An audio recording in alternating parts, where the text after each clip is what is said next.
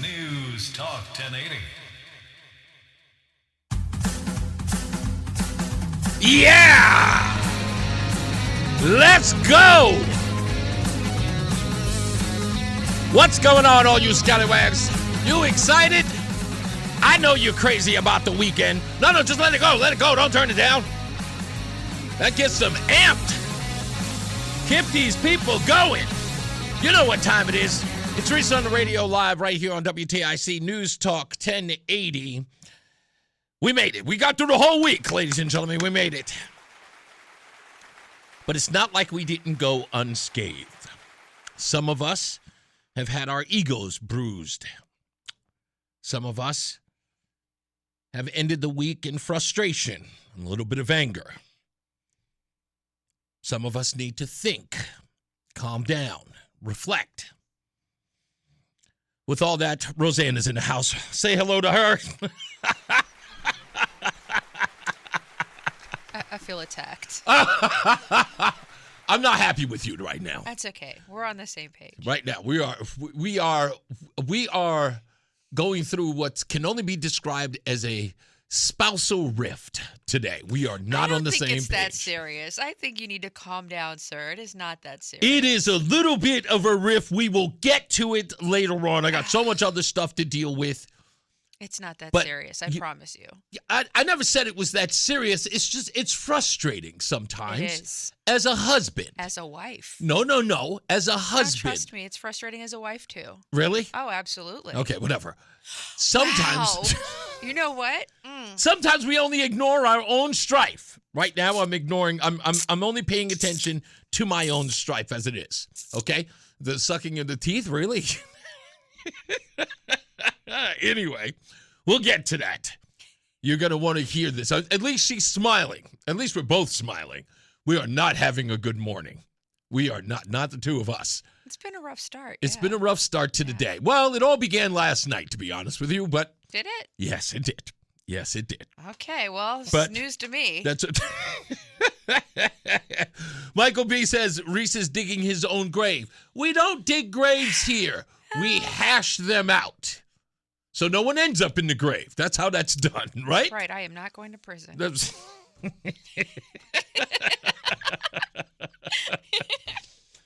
a good sign. That is a good sign. Now, with that, I love you. I'm going to get to the opening monologue. Bye. Do you mind? Okay. Nope, bye. All right. Rozan will be back with us in a second. I was thinking about this yesterday and a little bit about it today. And, I have these discussions with people on the left all the time, which I love.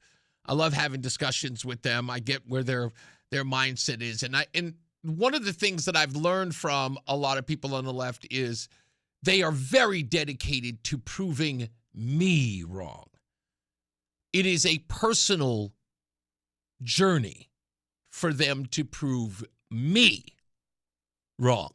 They have an axe to grind with me. I don't know what that's about. I don't take my bouts with these people personally. I'm not sitting around stewing and going, oh, I can't wait till I never do that. Now, maybe it's because they're not that important, but they're not. They're just not. They're just not that important that I sit around waiting to go to them and say, I told you so. As I often say, if you follow me on Facebook or any of my social media pages, I already know I'm right. I am not bogged down with trying to convince you that I am. I already know. I already have the know. I'm confident in knowing that I'm right. I'm not at this point where I need to spread the word to everybody. Say, see? No. I'm good. I'm all right. It's beneficial for me to sit there quietly, never having to look, never having to ask, knowing that my intellectual opponents are stewing about me being right and then trying to rationalize it in their head. How can they spin it the next time they have a conversation with me or ignore it altogether? So I'm not, again, this is the thing that I hear all the time. So anyway, that being said, one of those things that people say to me often, especially talking about Donald Trump and supporting the President of the United States, they often begin by saying, do you agree with this, Reese? Do you agree with him doing this, Reese? Did you see what J.D. Vance said? Did you hear what the Republicans in the Senate said? Do you agree with this? And this is important because this is a litmus test for them to find out if you're a good or evil person. That's what they do. And as I've often said on this show, liberals, those on the left, get to set the table. And when the crow comes, they must sit at the table and eat it. They set the table, they set the standards, they must eat from said table. They set it up. But you know what? Thinking about this, I said, I'm done with that. So, folks, there's a new litmus test. I haven't really set it out, but I've got a couple of ideas that I'd like to share with you about this new litmus test with the left. Because if we have to keep answering for everything Republican or conservative, or especially Donald Trump, we should hold them to the same account, be it Chuck Schumer or Hakeem Jeffries, Alex Padilla, Alexandria Ocasio-Cortez, Bernie Sanders, whomever it may be. We must hold them accountable. Do you agree with this? When James Tellerico says that God is non-binary, we must ask the left, do you agree that God is non-binary? Do you believe that Jesus Christ may have been a homosexual? Do you agree because your elected leader said such and such, and so in what? Do you agree with that? Start holding them to those accounts. Here's some of the things that I thought about just that happened within the last 24 hours. And other things. Here's my favorite, at least by today. Do you stand with terrorists who wish to do harm to this country? Do you stand with them? Like the Lebanese man who drove his car into a synagogue. A synagogue where the school was, trying to harm children. Do you stand with him? You hate America, and America has sins it must atone. Right? Why do you or do you not stand with terrorists who wish to harm this country? Do you? Do you really think that this country is a racist country? And why? Why is it a racist country? And please don't tell me about that time when you didn't get a loan. Give me something a little deeper than that. Why is it a racist country? Are you pulled over at every stop sign? Are the cops beating you when you leave the house? I want to know why it's a racist country. Please do not tell me about how many times you've been followed at the CVS and or Walgreens. I need to know why it is a racist country. With that being said, if we are a country of immigrants, and it has been for a very long time, back to the first question, why is this a racist country? It's loaded with immigrants, you say. It is built by immigrants. Are you telling me that all of these immigrants that are coming in are racist? Remember, we are a minority majority now. How could it possibly be that this is a racist country? Please explain. Why aren't all of these illegals and these immigrants making it less racist? In fact, I never hear you promoting that. I never hear you say, we need to open up the borders so we can change this racist country around. Nope. The only thing I hear is that we need to bring all the immigrants in so they could pick our cotton. Sorry, that's Jasmine Crockett. Whatever. Pick our fruits and vegetables. They can clean our toilets. Nobody ever says we need to bring in the immigrants so they could be less racist. Never. I've never heard you bring it up. It's not even on the top of the list.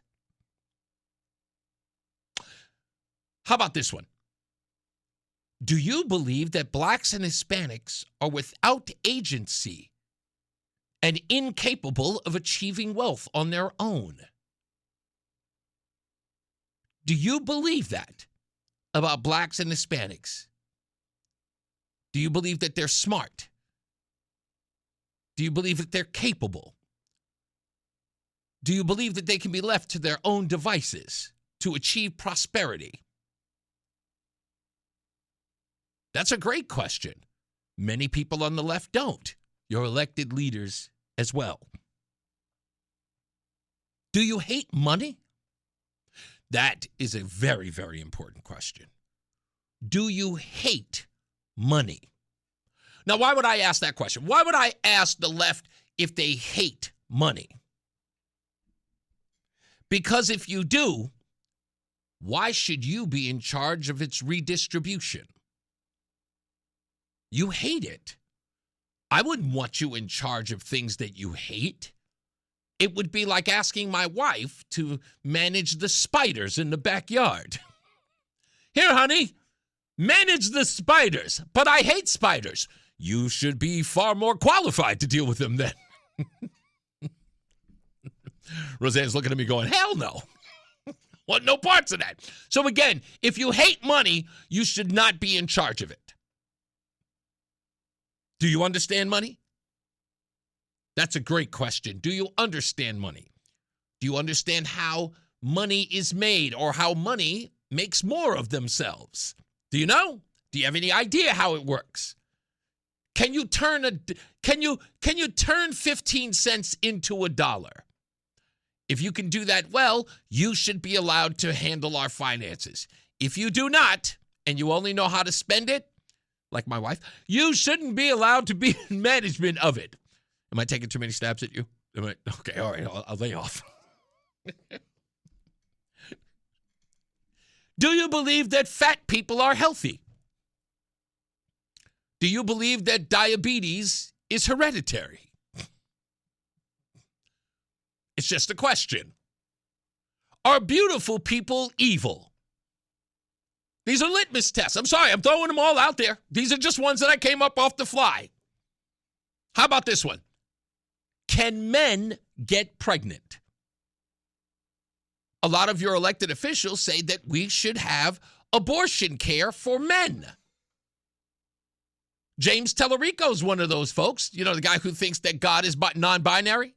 Yes. He believes that men can get pregnant. And if you do believe that men can get pregnant, let me ask you this. Can you name the man who gave birth? Do you know their name, where they live? Can you name what year they were listed in the Guinness Book of World Records? Or freakazoid.com, whatever it is that you're into. These should be the new litmus tests. They should be. You should answer all of them. Don't deflect. Don't go on my Facebook page or my Instagram page and start deflecting and all these other places, calling me crazy. This should be the next time you say to me, do you support this, Reese? You should be able to answer all these questions. Answer them first. Otherwise, don't bother me. Don't bother me. By the way, if you have some things you'd like to add on this new litmus test, please send them to me.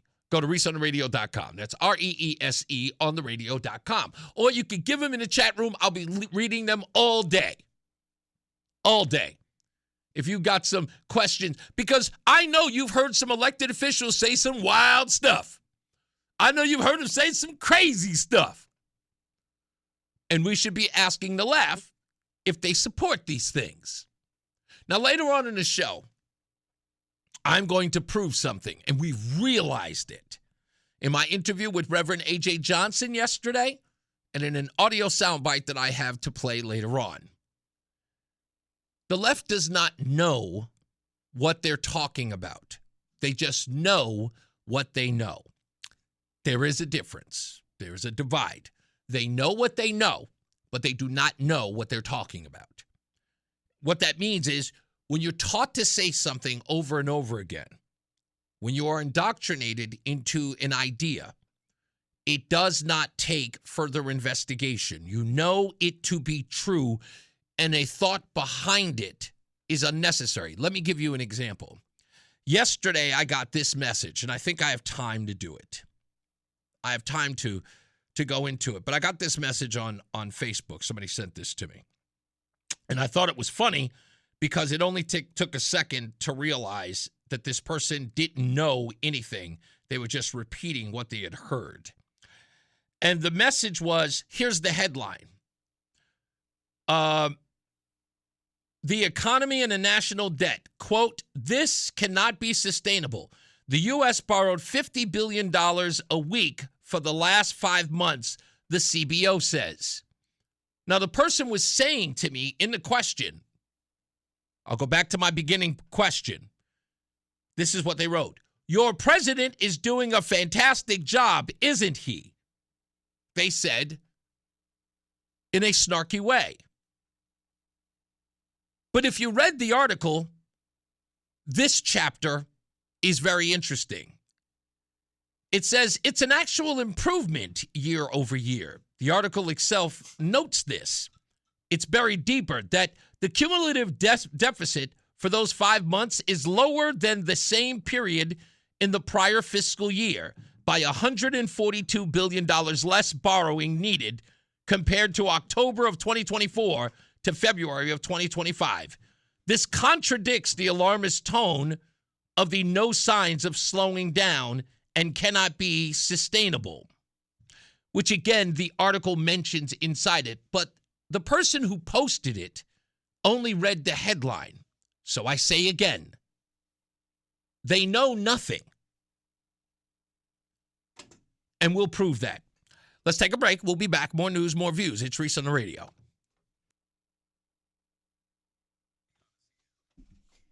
Hey, we're here. It's Reese on the radio. Rozan on the radio is here.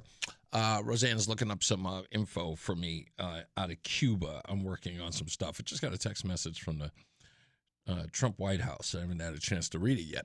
Anyway, it's an interesting place where we are today.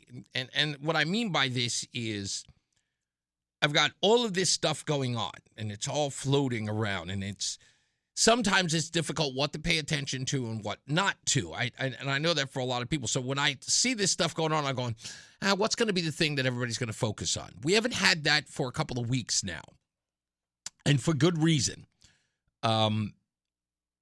Because they're trying to stay further away from the news media, the most important topic. The SAVE Act, or Save America Act, as it's properly called, is an interesting place. And I want to talk about that a little bit later, too. And I want to take your phone calls on it because I have an interesting prediction about the Save America Act.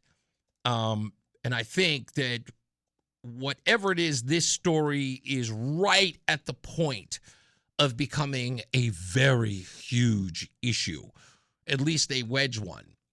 Why? Crazy enough, it's not because there are more people for it than are against it. It's because the news media is having a hard time having this conversation. So what will happen in the next coming months as this is debated through the Senate will be the Save America Act and ICE at polling places. That is where they're trying to meld the story, to make it about both.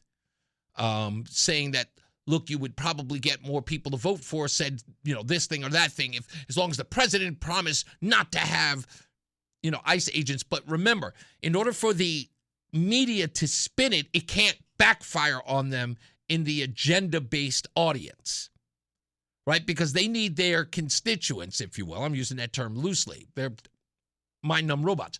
They need them to repeat the same talking points. And they haven't built that case yet. So we'll talk about that in a little bit. Thank you, Jason. Yeah, I've had this shirt for a couple of weeks, but I haven't worn it yet. I decided to today.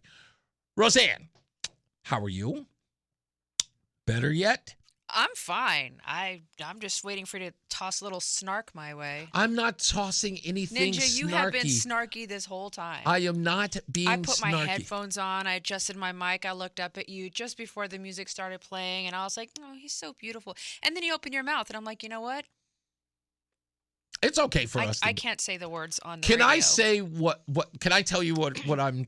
Sure. What every man gets upset about? Let's do this. Okay. No. It's all right. It's better we get it out early. Let's go. Okay.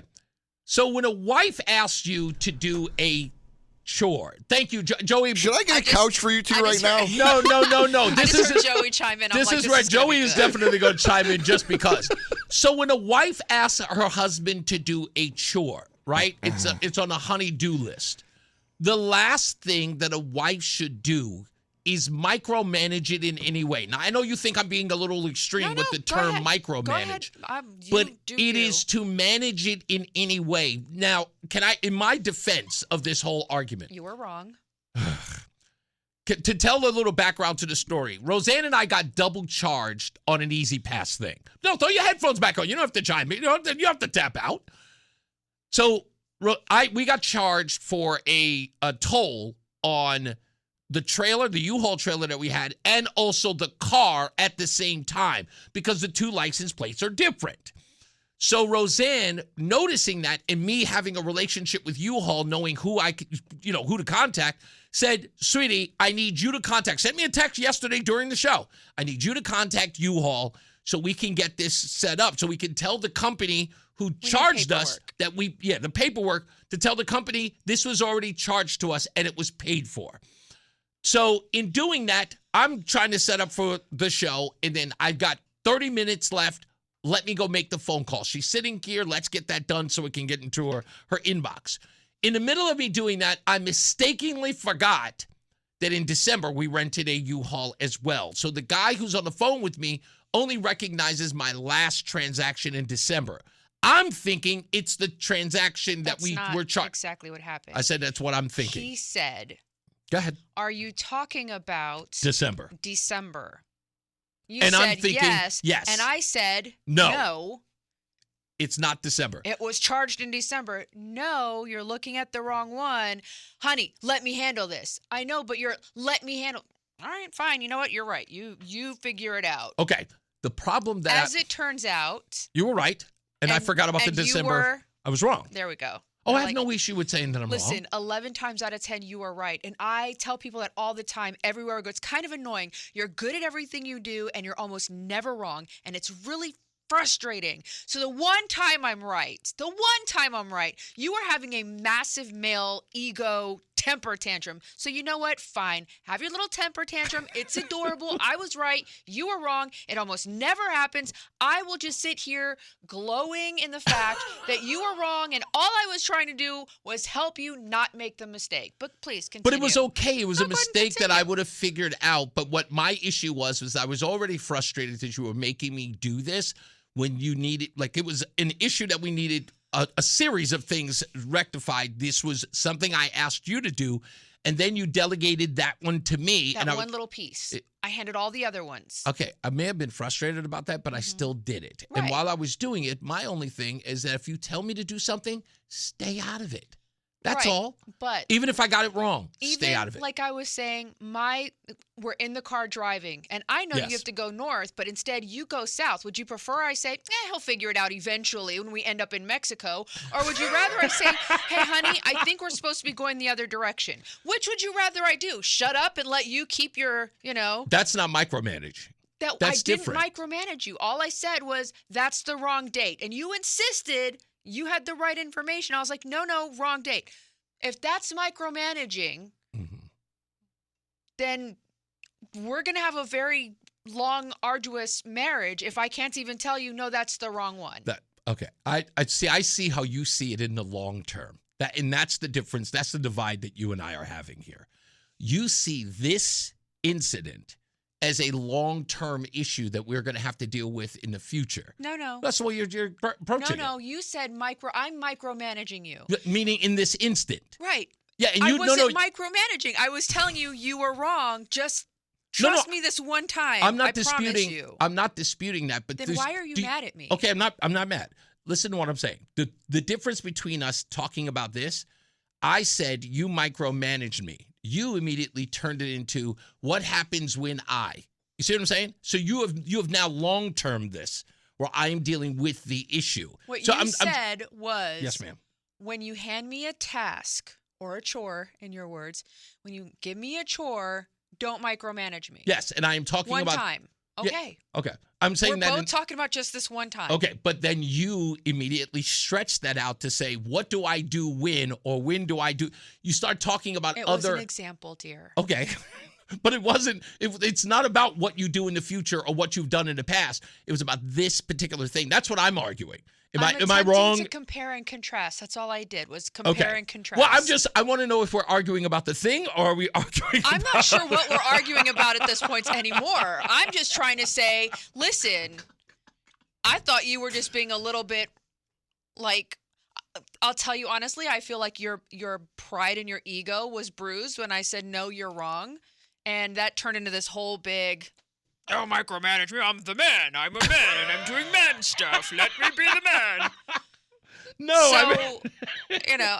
No, I was, okay, if I showed any annoyance, it was you asked me to do something or complete a task, and I felt like you were hovering while I was doing the thing that you, in essence, delegated to me to do, and I wanted you out of it while I was dealing with it, and that just seemed...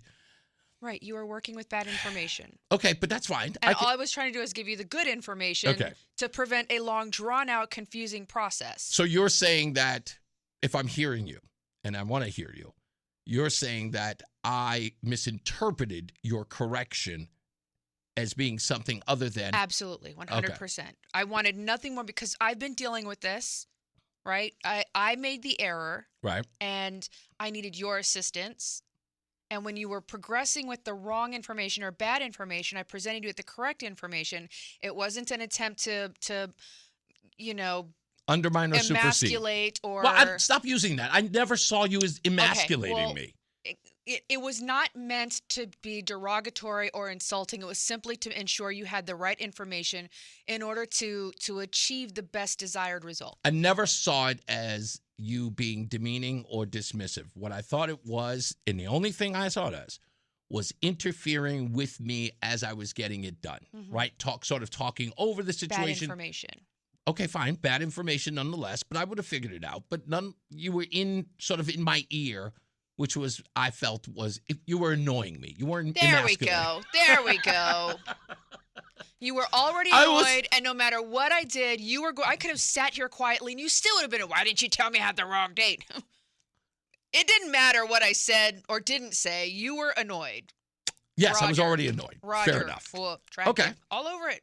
Okay. Roger. But This has nothing to do with me. It had everything to do with you being annoyed. I was trying to express that earlier. I said this was about me being annoyed that you, one, gave it to me when I had asked you to do it. And then two, when I'm doing it, then you come over and you start telling me that, and I heard agitation. And that's what it was. And again. You're projecting. No, I'm talking about what I was seeing. You were projecting your agitation as I was giving it to you. Correct. Oh, well. And then I said I was wrong. I always admit that I'm wrong. When I'm wrong, I always admit. I have no fear of being wrong. I'm very healthy. I'm a healthy man. Oh, you have a very healthy ego. Everybody knows. Everybody knows this. Everybody knows your ego is healthy. Everybody knows your ego is healthy. Your ego needs to go on a diet. Seriously. Keto your ego. Keto my ego. See, merch drop. Yeah, exactly. We are look, I'm just telling you that I appreciate the fact that you and I can hash these things out, and I'm never mad at you. I'm just we can. I get mad at you all the time. You do? I do. Really? Yeah. Remember the other night we're sitting on the couch. I had my head on your lap. It was when I fell asleep on your lap while watching TV. Uh-huh. You were chewing grapes, and I swear to God. Oh my goodness! I swear to God. But who chews? I don't chew like that. Yes, you do. That's what it sounds like. I don't know if you really do or not, but that's what it sounds like. We got to take a break. Makes me want to hit you in the ear. All the time. Yes, all the time. But I love you. Thank you. It's not my fault. It's the hormones. Yeah, everything about that was believable. We'll take a break. We'll come back. More news, more views, and more of Rozan when we return. It's Reese on the radio. We are back. It's Reese on the radio. Rozan is here as well. Are you checking out that Cuban thing for me? Okay.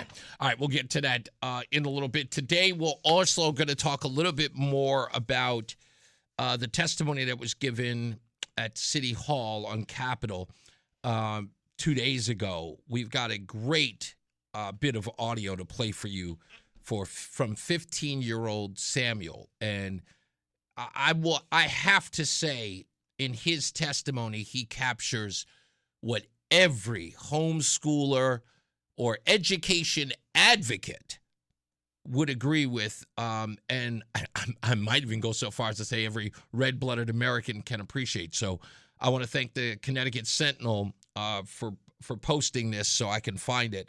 I want to play that for you in a little bit. We'll play it at the top of the hour coming up real soon.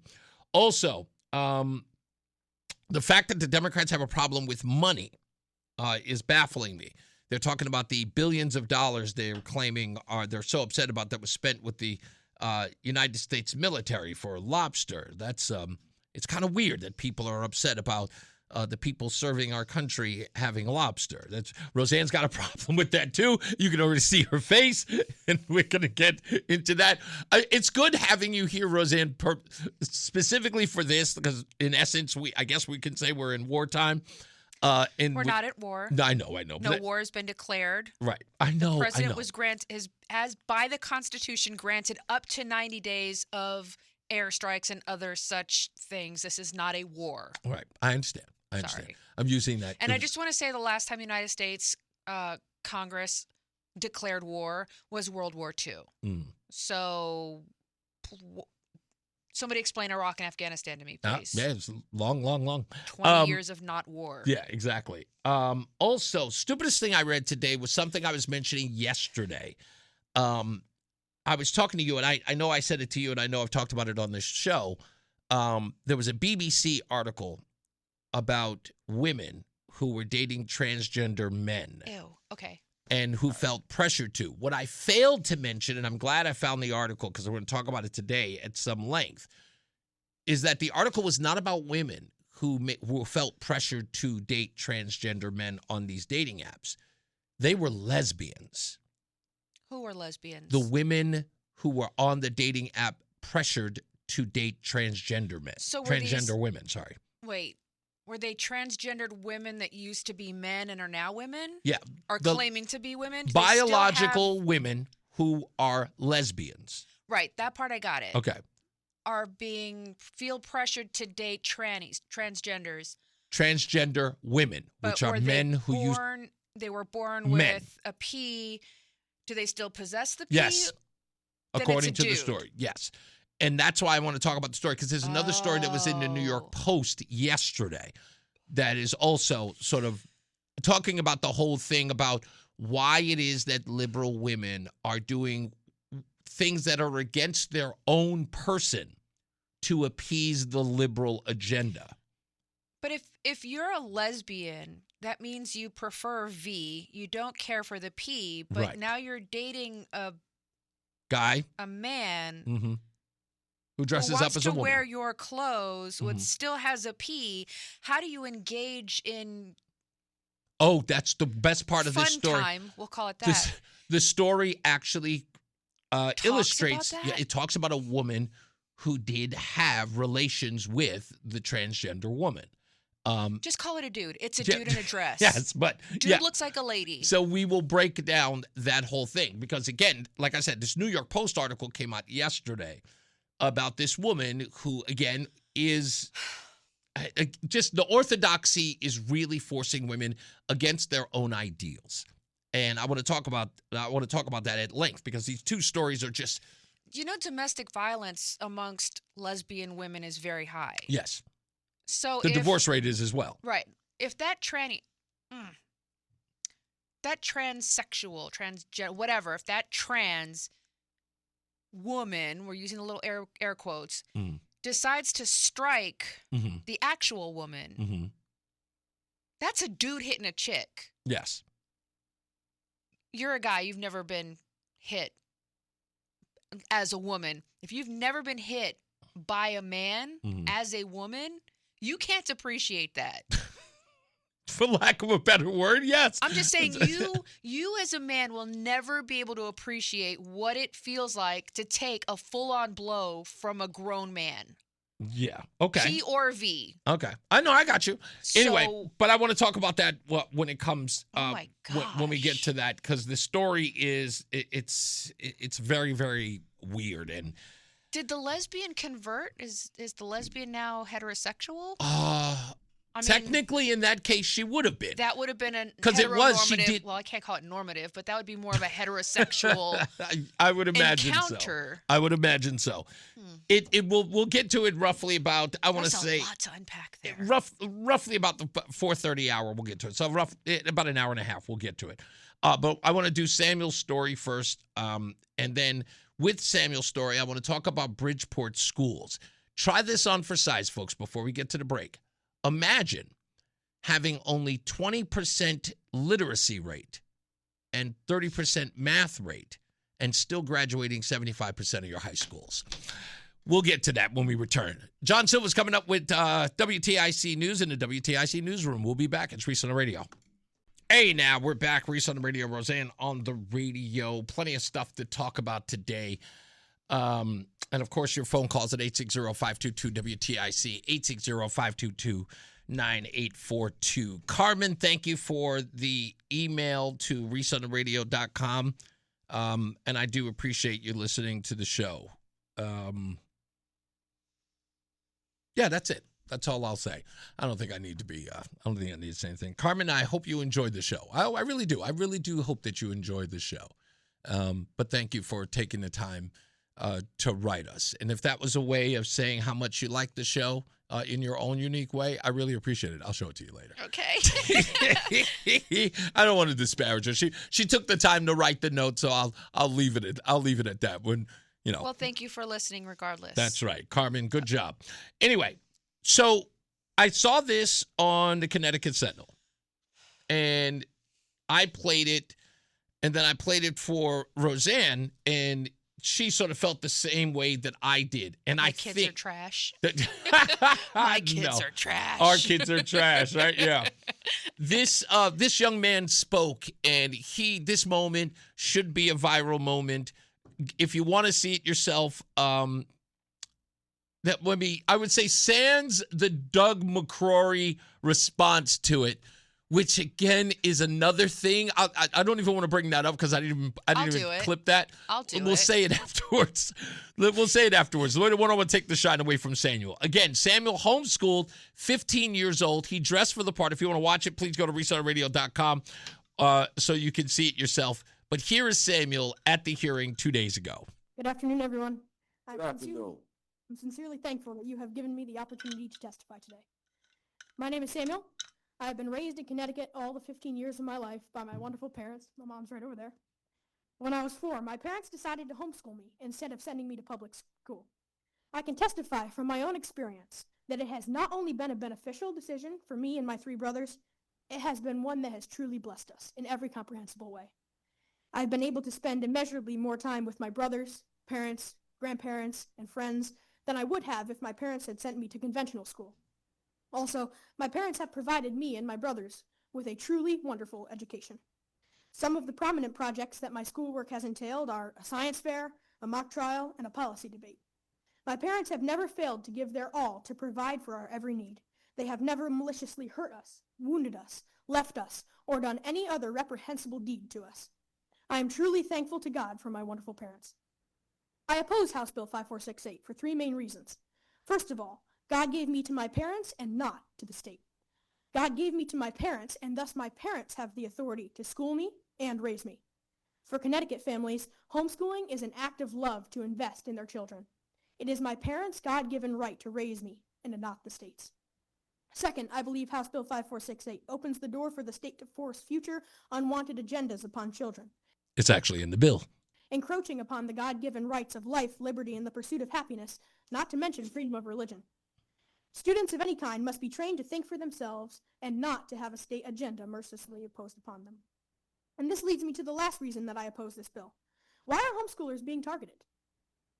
We all know, no matter what party we come from, that homeschoolers are a threat to an extremist agenda. We do. Does it seem strange to you that homeschoolers are being targeted? It shouldn't. This bill is a power play. If the homeschoolers are controlled, power is secured for those who desire to rule the state and families. I want to leave you today with this question. Who has more power, the state or the people?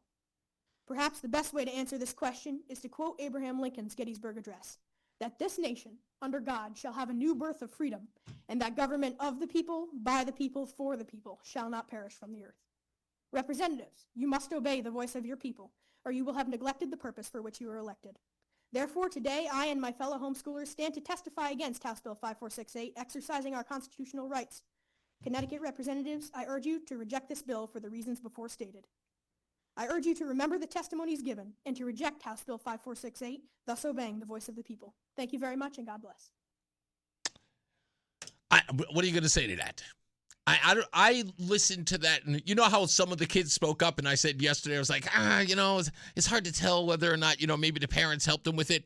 There's no way anybody wrote that other than that kid himself. I think questioning the credibility of those that testified, I think that is a disservice to them. Couldn't agree more. I think that questioning whether or not they wrote the speeches themselves or not kind of goes along with the belief that maybe there's some fudging of the education going on. Right. These kids are speaking of their own free will. The beautiful thing about public school, and like, what was his name? Samuel. Like Samuel just said, is that he studied civics. Right? Mm-hmm. They do mock trials and things like that. Yeah. That's what a lot of these families do, is they teach their kids fact-based life skills alongside reading, writing, and arithmetic. Yeah, it was one of the things that Adam brought up in our conversation before and after he called here on the show, and I met him at the hearing, was that, these children are taught to be self-sufficient. Well, not only that, they're taught basic skills that we aren't taught in public school. I went to public school. The boy went to public school. I can almost guarantee you that kid today could successfully run an entire household. He could pay the bills. He could balance the checkbooks. He could probably save, put away for retirement. I mean, that 15-year-old child was given a skill set to ensure not only self-sustainability, but long-term success, because he wasn't forced into a conveyor belt-like environment where he was forced to shut up, sit down, and only do what he was told for a certain number of hours. Yeah. This is a person living every day of his education. And that's what homeschooled students do, is they live in their school. Everything they see, they're no longer looking at it as like, okay, I'm home from school, I'm turning my brain off. Their entire day is school. Their entire day is learning. Everything they touch, it's called I think do. it's a culture of learning. Absolutely. That, and I, Reverend AJ Johnson was here on the show yesterday, and behind the scenes, he and I were having this debate, about how I keep trying to express this to the African American community, is that it doesn't matter how much free education you give to that community, they reject it. They don't want. I can't say they, because that implies a sort of racial bias on my part. There is a difference between a successful mindset and a victim mindset, right? If you want to be a victim, you will find every excuse, not reason, every excuse to fail. Reverend Pate, he played a lot into that about blaming the suburbs. I know you didn't hear our exchange yesterday, but he talked a lot about how the suburbs are responsible for the blight that is in the inner city. Now, the part that, he talks about the resources that are given to the outer sort of suburban areas that are not paid for in the city. What resources? Well, he's talking about property taxes. Yes. Who pays the property taxes? The people that owns the property. He doesn't see, but again, and this is unfortunately because he does not understand how that civics works. I've had this conversation with a bunch of people who really don't follow. They'll tell you right off the bat. They'll engage in an argument first, and then when they recognize they don't understand how government works, I don't exactly. I don't know nothing about that. Right. So that's where the retreat comes in. They're like, well, I don't know anything about that. I'm like, so you're arguing for or against something you have no knowledge of. Maybe just shut up and learn. But no, I don't want to be that harsh. I am. Listen, I have this conversation on Facebook all the time. Well, blah, blah, blah, blah, blah. Honey, we are not equally matched here. Unfortunately for you, I came well armed with knowledge, information. Why don't you go ahead and research this and come back and let's have a real conversation? How many people come back? No one. You know why? One of two reasons. One, they're too stupid. Go ahead. They just don't care to re-engage. Or two, they realize that they really are stupid and don't see a point in trying to re-engage. Okay. Yes, you're the nice one in this really. I don't know. People do not understand that. You are the nice one. You open the door. Let's engage. Now we're like, no, you're stupid. I'm okay with that. Here's my point about that, though. Sorry. But as the retreat constantly happens with, I don't know much about that. What I always try to go back and focus on is, why are you having a debate on something that you know very little about? Right. And so what I was trying to express with AJ, in fact, somebody criticized me online about that. It was like, you should have given him an opportunity to speak. And my response to that is like, I am not going to let somebody filibuster my time without any knowledge. Because again, they're just rambling. You've heard AJ Johnson's spiel. We hear it every day. We've watched them on the news. And it is very much apparent that they're not paying attention to this from a rational place. It is an emotional place. And when someone like him says that the suburbs get all of the money from government, not understanding that those neighborhoods have a lot of money, and all of that money that's spent on theirs is technically their money. That would be like saying I did my taxes this year and I earned $5,000. I get $5,000 back because I paid $5,000 too much in taxes. Exactly. But because I could afford to pay $5,000 in taxes, I should give it to that guy over there who didn't work and couldn't afford to pay his own taxes. And that was the other debate I was trying to have. We didn't have enough time, but as I was trying to express to him, and as I tried to express to a lot of people on the left, so why would the inner city not be taken care of and the suburbs are? And it is simple. The suburbs has money that comes back because the suburbs pays into it. If you have no one paying in, like a bum can't pay his own way. Welfare doesn't pay taxes. Exactly. Welfare doesn't pay taxes. Welfare in no way replenishes that money. It's just, it's literally flushing a toilet. It's flushing a toilet. That's all it is. And unfortunately, people don't understand it. It was like, well, why don't they put that money into the inner city? It's because there is no return on investment. Well, right? It's not that there's just no return on investment. Well, there isn't. It's not just that. There's nothing to invest with. No, there is. Everybody else is paying into a system that only flushes a toilet. There are no returns. You and I have a Fidelity account. I put $5 in my Fidelity account every single week. Every week. It comes right out of my checking. $5. Sorry, we're not wealthy. I apologize. $5 every week goes directly into our Fidelity account. Right. I couldn't do this 10 years ago. I didn't have $5 a week to spare. $20 a month. I didn't have it. Right? Not only did I not have it, if I did have it, I didn't know that was an option for me. By the way, you should increase that. You know you should. Shh. That's what I'm saying about the hood, right? I live in a suburb. Let's assume I live in a suburb, and I decide I'm going to put $5 a week into a basket and just put it under the bed. What is that? My daddy taught me keep cash in the house, under the mattress. Roger that, Fanny. I'm putting $5 a week under my mattress. People are going to need to know you're talking about Fannie Willis. Oh, it's Fannie Willis from Georgia. A man is not a plan. Anyway, if you don't know that you should put $5 away, or you could put $5 away, instead of looking at it and saying, oh man, I got $5 extra. I'm gonna go buy some Rims, Tims, and Slim Jims. You laugh when I say that, but that's the mindset. When I was younger, that's what I did. Oh, I got this extra $5. I'm gonna go to McDonald's. Oh, I got this extra $5. I'm gonna go buy some nail polish. Whatever it was, I wasn't thinking about investing it. What I can do today is understand the value of putting $5 away today, and in 20 years with interest, it's going to grow into something useful, right?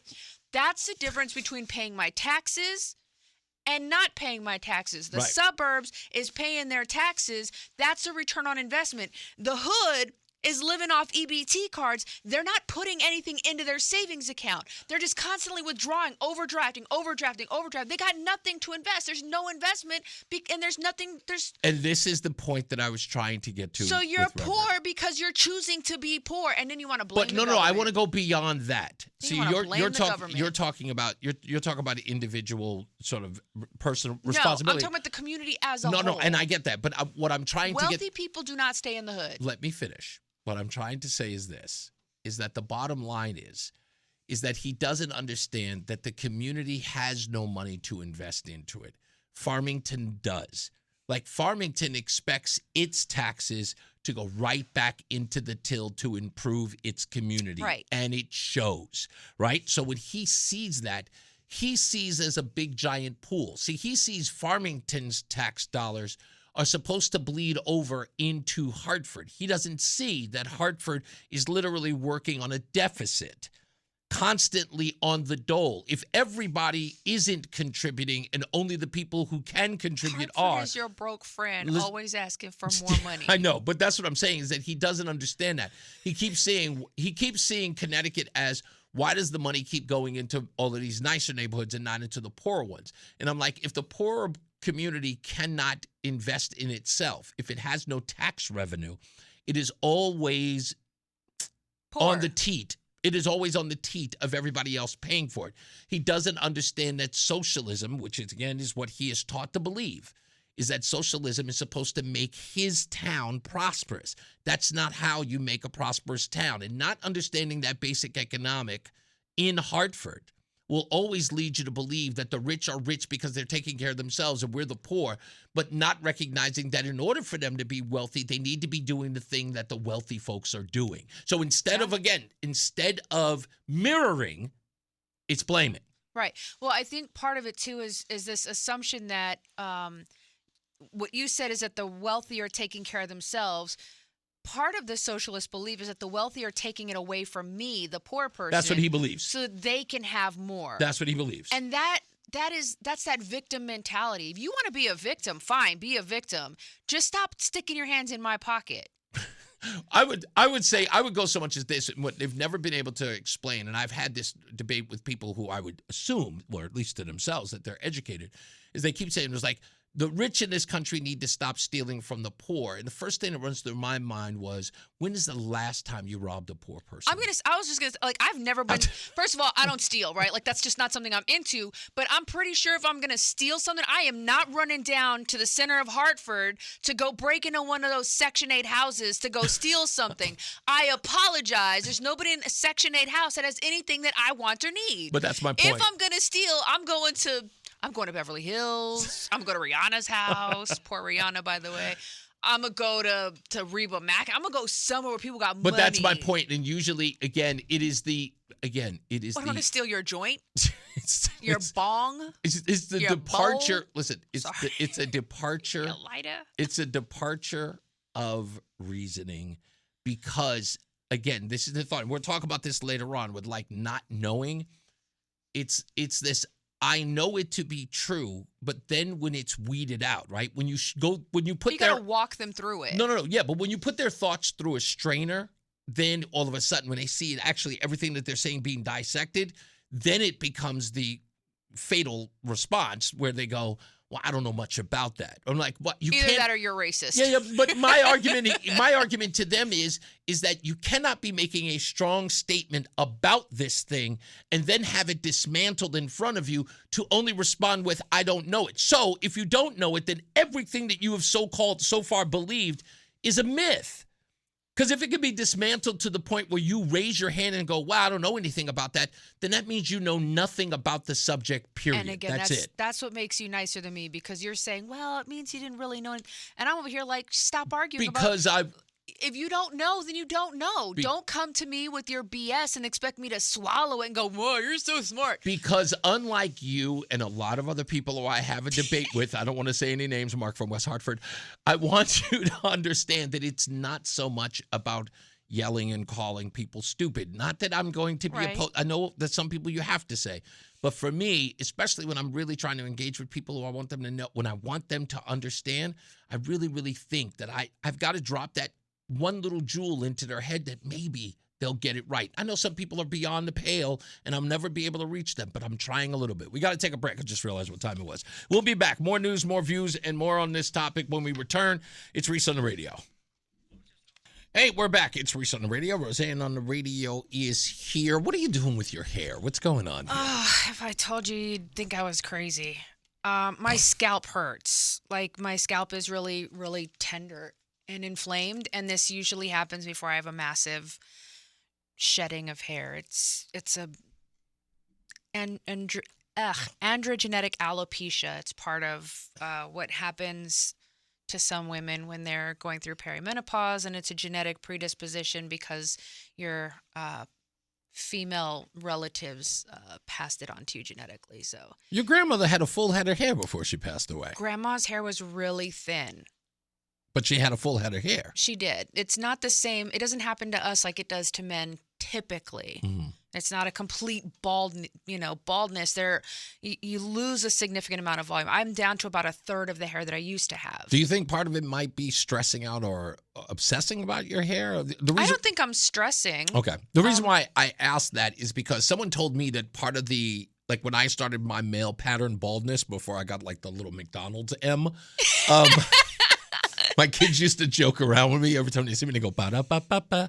Nice. Before I got that, people said that when like stress and male pattern baldness are one and the same, sort of like they sort of increase the level Right. of which Stress you lose your hair. does increase baldness. But see, I see guys like Joey. Joey, are we about the same age? Were you older or younger than me? I'll be 45 in like 2 weeks. Okay, I already hit you. Wait, you're what? 45 in 2 weeks. Okay, yeah, I'm he's older than Joey? You're older than Joey. Yeah. Your age is only a number. My girl said that. I'm It's just only saying, a number. I look damn Yeah, good it's a for lot my of age. numbers. Age is a lot of numbers for some people. You're only as old as you want to be. Dan, yes, and I'm going on like 11, 12. Those are some good years. You don't care That in makes the world. sense. That makes sense. But you don't have, Joey, do you have male pattern baldness in your family? We get thinner. We don't seem to go bald. Okay. All right. On my I would have loved to have dad's done side, that. my mom's side's like bald by the time they're 18. Yeah, so baldness actually falls on the female I heard gene. that. So I did the hear baldness, that. Joey, comes from your mom. Unfortunately for you, is one of the I did probably not. men. I'll tell you this. This is absolutely true. I did not help my aging when it comes to my hair because I got to throw my blackness into this as a part of the mix. So growing up, hair is such a big thing in my community that I have done everything I possibly could do to my hair. Did I do a Jerry curl? Yes. Please tell me there's pictures. No, there was not. I've seen a picture of you with dreads. That's right. You've seen that. Ew. Yeah. I look like a supermodel. I don't care mean, what you say. Super freak. He's super freaky.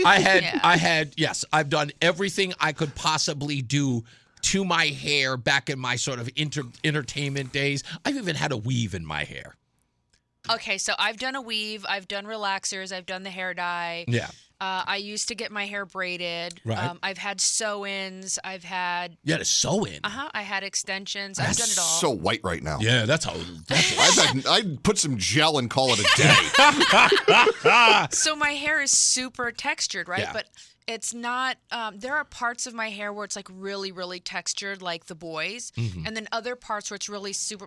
My curls are really soft and long and loose. I am always fascinated by your hair because your hair is like a chameleon. One day you're like, you kind of got like a Jewish curl thing going on, or you look like Elaine from Seinfeld.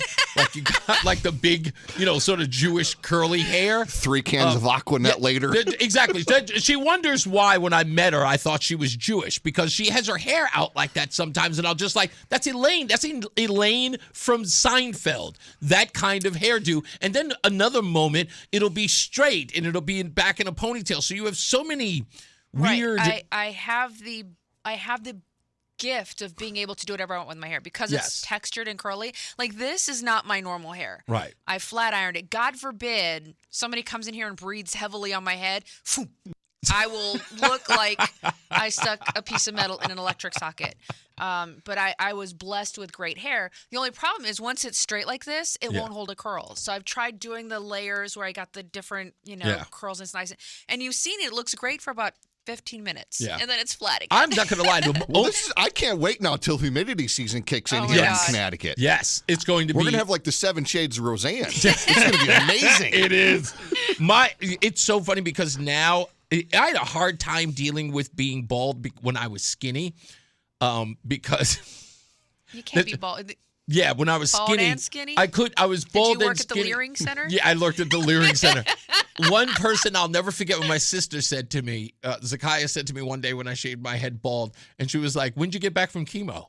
And I went, "That's just mean." She said, "Never cut your hair again," and I never did. Now I'm full bald, and I love it. But it's rare. Like, you have a hat on probably 90% of the time. That's People true. see you. That's true. And it's funny because people have seen me without my hat on. Like, I'll go to events, and people look at me and they go, "Reese?" Yeah, like I can't remember the last time we've seen you without a hat. Isn't it crazy? Because I think that when people see me when I'm bald, in order to recognize me, they envision. They go, Yeah. Yeah, Reese? they put their hand up. Yeah, they envision the hat on my head. Can I just say something? At least nobody's ever looked at you and said, "Wow, you're more attractive in person." Roseanne is really upset about that. That's still sitting with like that. Someone I'm said really that self-conscious about someone that. said that to her at a live. What was it? Avon? No, it was at the other hotel. Oh, at the. Why am I The forgetting? Home can't we- Suites by Hilton. Home that Suites. one. Good 65 grief. Glastonbury Boulevard. That's correct. That's the one. Home Suites at Hilton. Yeah. Someone said to you, "What was it again?" You're more attractive in person. I would have. Wow. Well, wait a minute. That's just as good as the line is, "Oh, your photographs don't do you justice." No, it's almost as bad as this one time when I went to a nightclub with a friend of mine. It was after the breakup with, my identity crisis. Yeah. I go to this club and I am like, I look good. And this guy walks up to me and he goes, for a woman your age, you look really good. Yeah. For a woman your age. Yeah. Ooh. Yeah. Wow. Yep. So that's kind of how it came across is, Yeah. yeah, you If I were lie. standing there and overheard him, I would look at him and went, "Oh, no, dude. No, that doesn't. No." Just back away And- slowly, bro. And because I can't respond the way Roseanne wants to respond, because now I represent Reese and WTIC, I have to respond, professionally. Was Jason the person who said it to you? I don't know. I don't Jason remember. says this is what he said in the chat room. He says, "I thought it was a compliment. I'm sorry, Roseanne." It's not. Jason, you shouldn't have outed yourself. No, it was not. It struck a nerve. It did. Yeah. Women, what would you have liked better? Would you have liked to have said your photographs don't do you justice? Because that's technically the same thing. No, I think not making that at all. I'm painfully... Next time we see Roseanne in public, just walk up and go, "Sup." There you go. So Nice to meet you. what would have worked better? Should they have said, "You're very attractive," or "You're strikingly beautiful"? Like, what would have been the line? It's nice to meet you. Just Joey Tribbiani over to her and be like, How you doing? How you doing? Exactly. Nobody's walking up to you going, "Oh my God, you're so much more attractive than You know I what thought. they all say? You're so much taller," or "I didn't know you were black." Yeah, Those pretty are the much. two. I get it, but you're not a woman. Your whole... But let me tell you something. I want to applaud every person who's ever said, I didn't know you were black. It's my favorite. It's not, "I didn't know you were black." It's, "Oh, I didn't know you were black." Yes, we have to whisper the black part. Yes, that's. I say we as the Caucasian in the room.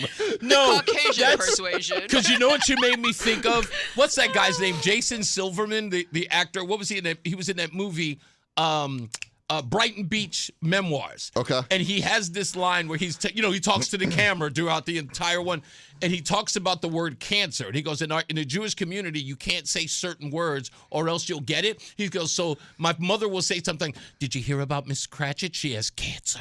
You're not got supposed the to. cancer. So when you say, "Oh, I didn't know you were black," you're not supposed to say She's it got out the loud. cancer.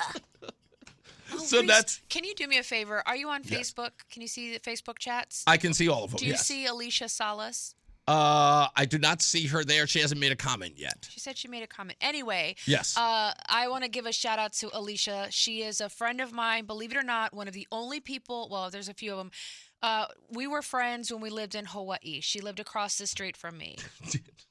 And I've known Alicia for a very long time. She says, you guys are funny. I'd pay admission to sit in the studio to watch your show live. Oh my gosh, come to Connecticut and you can watch for free. Yeah. And bring your little one with you, little Ricky. Michael A. says that Reese told me that I look older in the chat room.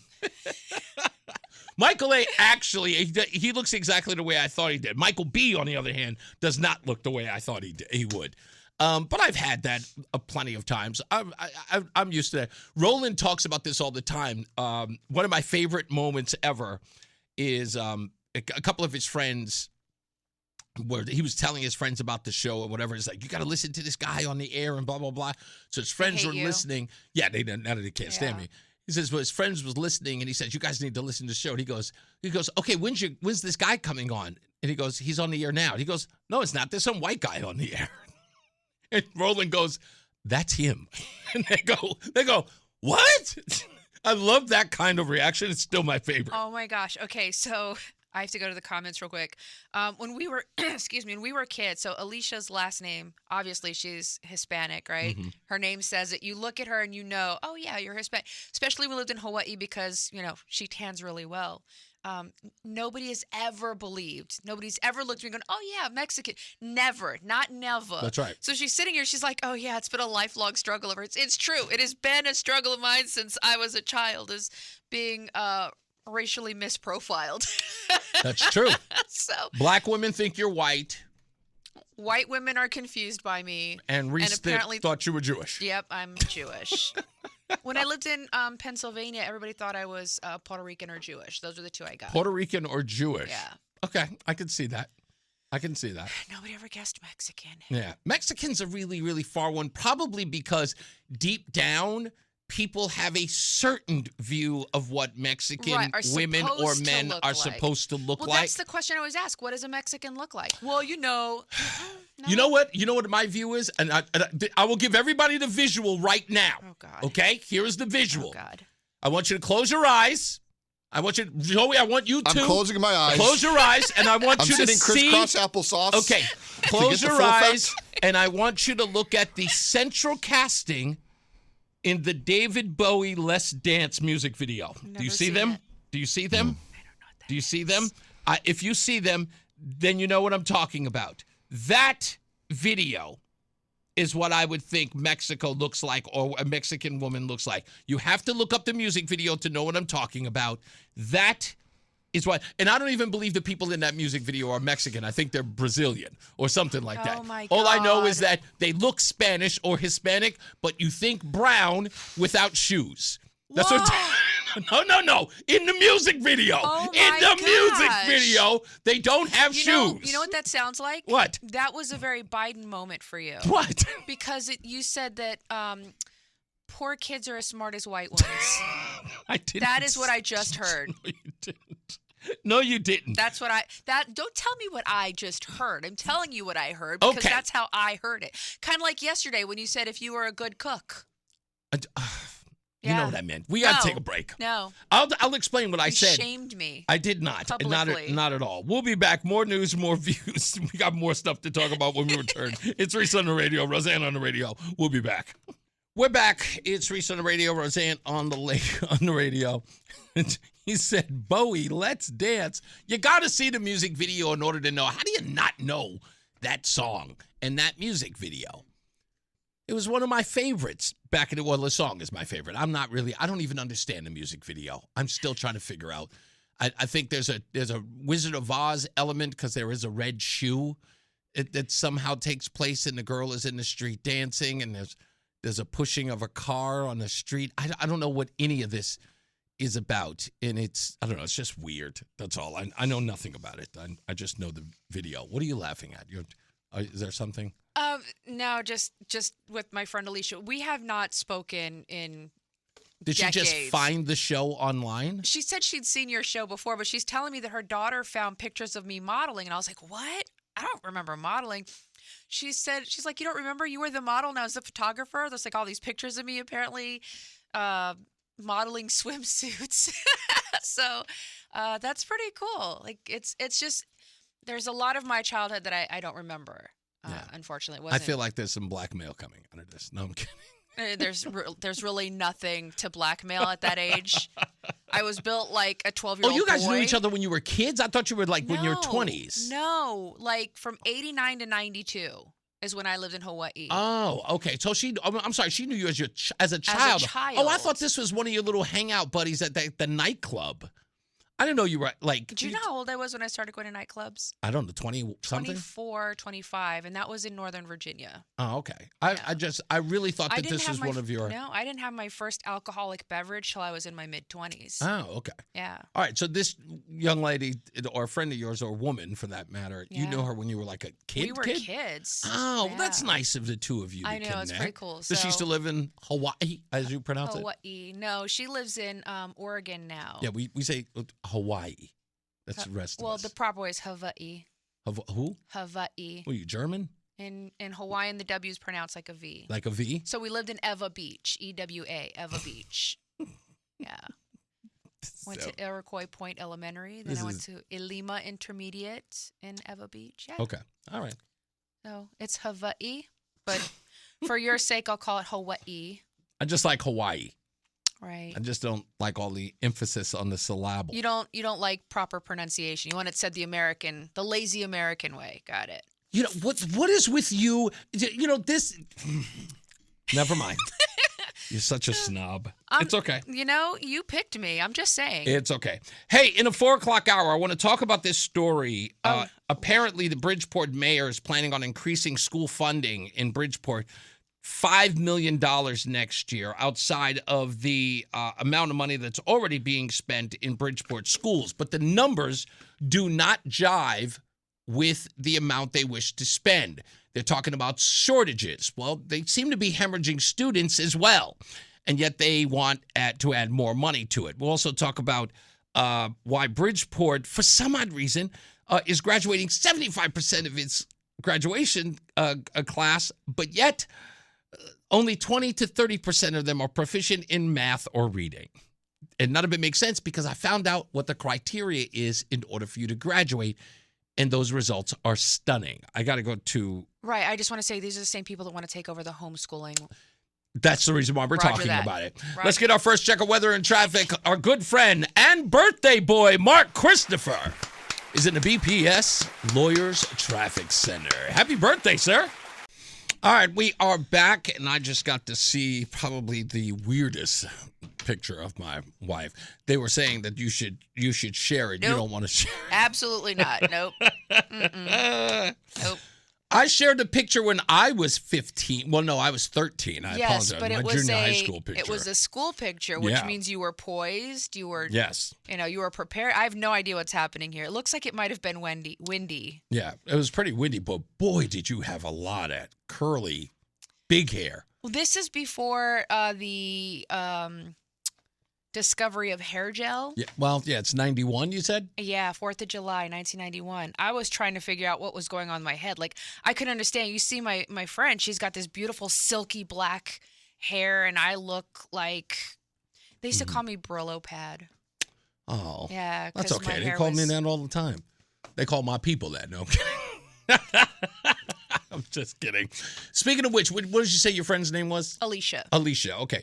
And you said Alicia had checked out the show before. Yeah. If you can have her respond to you, I'm like, she's on Facebook. Well, I don't know if she's here, but I haven't seen her. But if she has been watching the show, I would love to know how long, and was it before she knew that you were on the show, or did she catch it before? I'd love to hear an opinion from one of your old homegirls, as they would call back in the day. We don't say homegirls. We are educated, I'm intelligent 56 women. years old. I'm going to use the slang that we used when I was a kid. You are old. Yeah.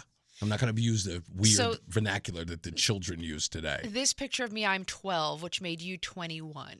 Yes.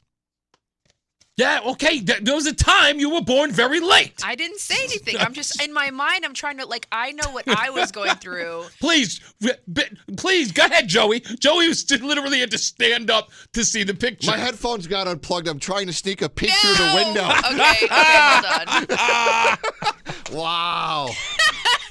That's a lot, isn't it? There's what contributed to the hole in the ozone layer. Yeah. Whoa, there you go. Aquanet. Exactly. Aquanet indeed.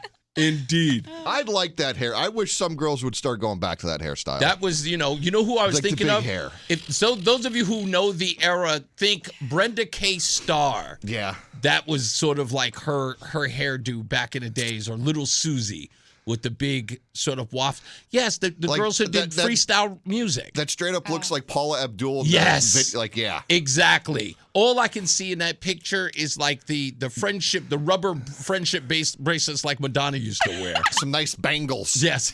Oh my God, my hair was so big. That's big. amazing. Look at this, lot of Joey. big hair. Wow. All right, we're back. Reese on the radio. Rozan on the radio is here. And thank you, John Beckman, for the update. Recent reports indicate that the U.S. is deploying up to 5,000 troops, specifically the Marines, to the Middle East, along with additional warships. This is part of an escalation in response to intensified Iranian attacks, including the Strait of Hormuz, amid the ongoing conflict involving the U.S.-Israeli operations against Iran. Defense Secretary Pete Hegseth approved a request from the U.S. Central Command, also known as CENTCOM, for an amphibious ready group, an attached Marine expeditionary group, which typically includes several warships and about 5,000 Marines. Sources like the Wall Street Journal cited multiple outlets today, and others report that this is as a reinforcement to other troops who are already there, some describing it as thousands of Marines being sent.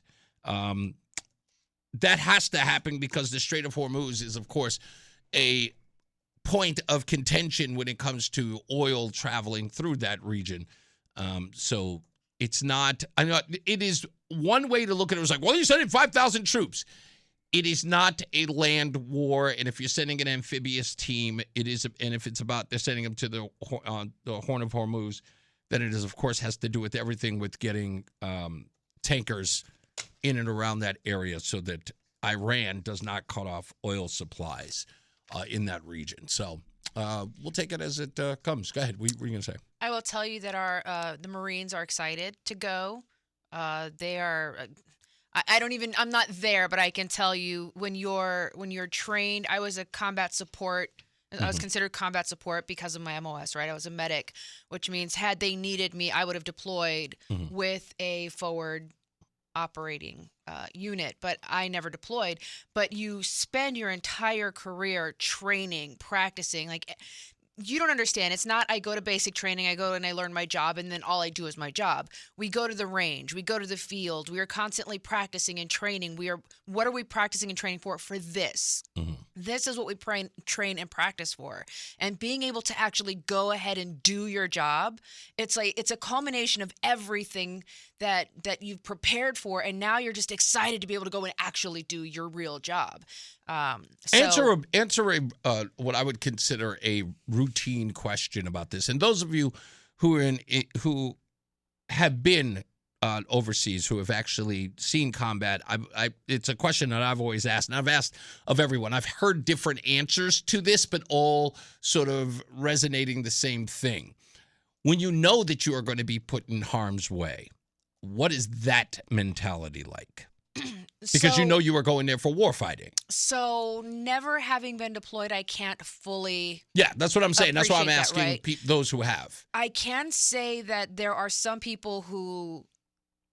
I don't think anybody looks at this and goes, "Yeah, I'm gonna die." You know what I mean? It's not that sort of thing. There's a tremendous amount of respect when you know you're putting all of your skills, all of your training to use. Right. There's a reverence. It's like a come to Jesus moment where you realize everything that you've been doing, right? When you're marching and if you unhook your Kevlar and your NCO comes over and rips you a brand new one, you're going, "Oh, that's stupid. It's just my Kevlar. I just want to relax but when you go overseas and you recognize just undoing that, you could literally take a bullet to the head. So everything sort of comes together to make full, complete sense. And there's a complete, like, there's just this respect for what you're about to walk into. You said something personal that I want to divulge primarily for the reason I've never even asked you. And I think it's important knowing that there are going to be troops going over there. And we already have troops over there, so just no other way to slice it. But you said that you were never deployed. But every time you've ever said that, when someone has asked you, you almost sound like, to me, that you wish you had. It's a huge regret. You don't go into your job. Like, there are certain jobs where you go, whew, taking this job because I am not being deployed. That's your 42 alphas, right? Your personnel. That is your cooks. That is your, there are certain MOSs where there's no, like, if you are being sent to the front lines with a weapon, we're screwed as a country, right? Like, if you are in that MOS, you're pretty likely going to be okay. Then there are some MOSs like mine. I was trained as, my MOS is 68 Whiskey. The peacetime moniker is healthcare specialist.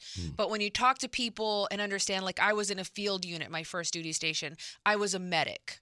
I was just medic. When I went to the hospital, then I picked up secondary, like, sub MOS. I never qualified, like, went to school for them, but OJT'd on job training. I became an ophthalmic technician. I've picked up a lot of physical therapy tech. So I picked up all of these different sub skill sets. Had I been deployed, I would have been a combat medic. That's the differentiator. But you talk about how, because my job was to be a medic. My job was to Right. go out and help save lives. That was my job. And not being able to do my job, there's a tremendous amount of regret and sadness in that. Yeah. You So, hate it. yeah. That's what I'm saying. Let me get to the point there. Sorry. No, it's okay. You're very enthused. I'm telling you this because I want people to understand what I'm talking about, or when I say that you've always expressed what I can only describe as a regret that you didn't get a chance Absolutely. to go. So that's what I'm trying to understand or get you to convey. It's like, people who are in the military, you can hear all the complaining in the world, but the opportunity to go, or knowing that you're being deployed, there is a That's why I signed up. That's what I'm saying. Exactly. There's an Yeah. enthusiasm that the rest of us don't know. We're thinking was like, man, I wonder if they're worried, or I wonder if they're concerned. And then you Yes. actually talk to those people that are just like, no, we're ready to go. We're not stupid, right? Yeah, It's yeah. not like, oh, not me. We know. Yeah. However, it would be like you coming to work every day, Mhm. do all your prep work, get all your clips, get everything together, and then they're like, you might go on air today. And you're like, okay, I'm ready. And then every day it's like, oh, no, sorry, we didn't need you today. Yeah. I got you. You are prepared. You are ready. Every day you come in and you're ready. That is why we enlist. Like, you see these stupid idiots on, well, you joined the military for free college. Well, you could have. That's not why even though people will tell you, yeah, I got a free college out of it. Sure. Mhm. Nobody is signing a check with their name up to and including their life just to go to college. Mhm. I knew since I was 4 years old. I remember waking up in Corpus Christi to Reveille. I remember waking up and looking out my window and seeing a company of Marines doing PT, calling cadence, running down the street. I knew at 4 years old I was going to join the military. I knew. So this isn't it. Just like you knew you were going to be like you wanted to be in radio. That was everything for you. And you see it anytime I'm near a military installation, I'm around other service members. There is this deep desire to go ahead and put my uniform back on. It sucks 49% of the time. I loved it 51%. As long as you love it a little bit more than you hate it, you will keep doing it. I hated waking up at 4 o'clock in the morning, wearing PTs in February when the ground is still icy, and having to pick up freaking cigarette butts doing a police call. But I got to go into work later. I got to go to do PT. I got to hang out with my battle buddies. I got to go do my job. I got to treat patients. That's what I loved. I didn't join the military for the free education, for the free medical, for the free housing, or for the big bucks. I loved my job. I loved serving my country. I loved everything about being a member of the armed forces. I remember a drill sergeant telling us that you may be the only example of the United States Army that a civilian sees. Make sure you represent accordingly. I would never lay down in public in my uniform. I would never cry in my uniform. I would never have an emotional outburst in uniform. That uniform was not me. That uniform was the United States of America. So I didn't get the luxury of just walking around squandering everything that I'd learned. I don't get to go and take every moment that my country invested in me, thousands and thousands of dollars in training me. I don't now get to go and squander it. And the fact that I never got to deploy, I feel like I didn't get to do my job. I'm worthless. I that's a little bit harsh, but I know what you mean. When I think about it in that context, is the country spent thousands of dollars on training me to make me combat ready, and I never got to deploy. I feel like, No, listen to me. I'm awestruck just by your description of it. And again, every person I've asked this question to, I've always been in awe. A lot of us cannot understand it. This is one of those things where I tell people, sit back and actually talk to people. Looking at this thing from your own perspective, and I see a lot of that in the news shows, I think I just saw one of these guys on the CNN, the Abby Phillips show, talking about, service members who was sent over there to die. And I'm going, you have clearly never even engaged with this those. This chick probably is going to go to Starbucks and get mad that they don't have the soy whipped latte that she wanted. That's the hardest thing in her life today. This was actually a man, but, whatever. I repeat myself. I said. But that sort of, so far removed from the men and women who do this, sitting on the outside talking about what those men and women actually do and are ready for or enlisted for. Right. Don't tell me what I feel. Don't tell me what I think. I'm tired of men doing it. I'm tired of white people doing it. I'm tired of civilians doing it. Don't tell me what I think, what I feel, what I want. You don't know. I know. I'm not one of your little Democrat demographics. You don't get to lump me in with all these people based on what you think I feel. Let me speak for myself. I raised my hand. I swore an oath, which means apparently I'm strong enough to speak for myself. So ask me, and I'll tell you. Don't speak for me. Again, like I said, I'm looking at that.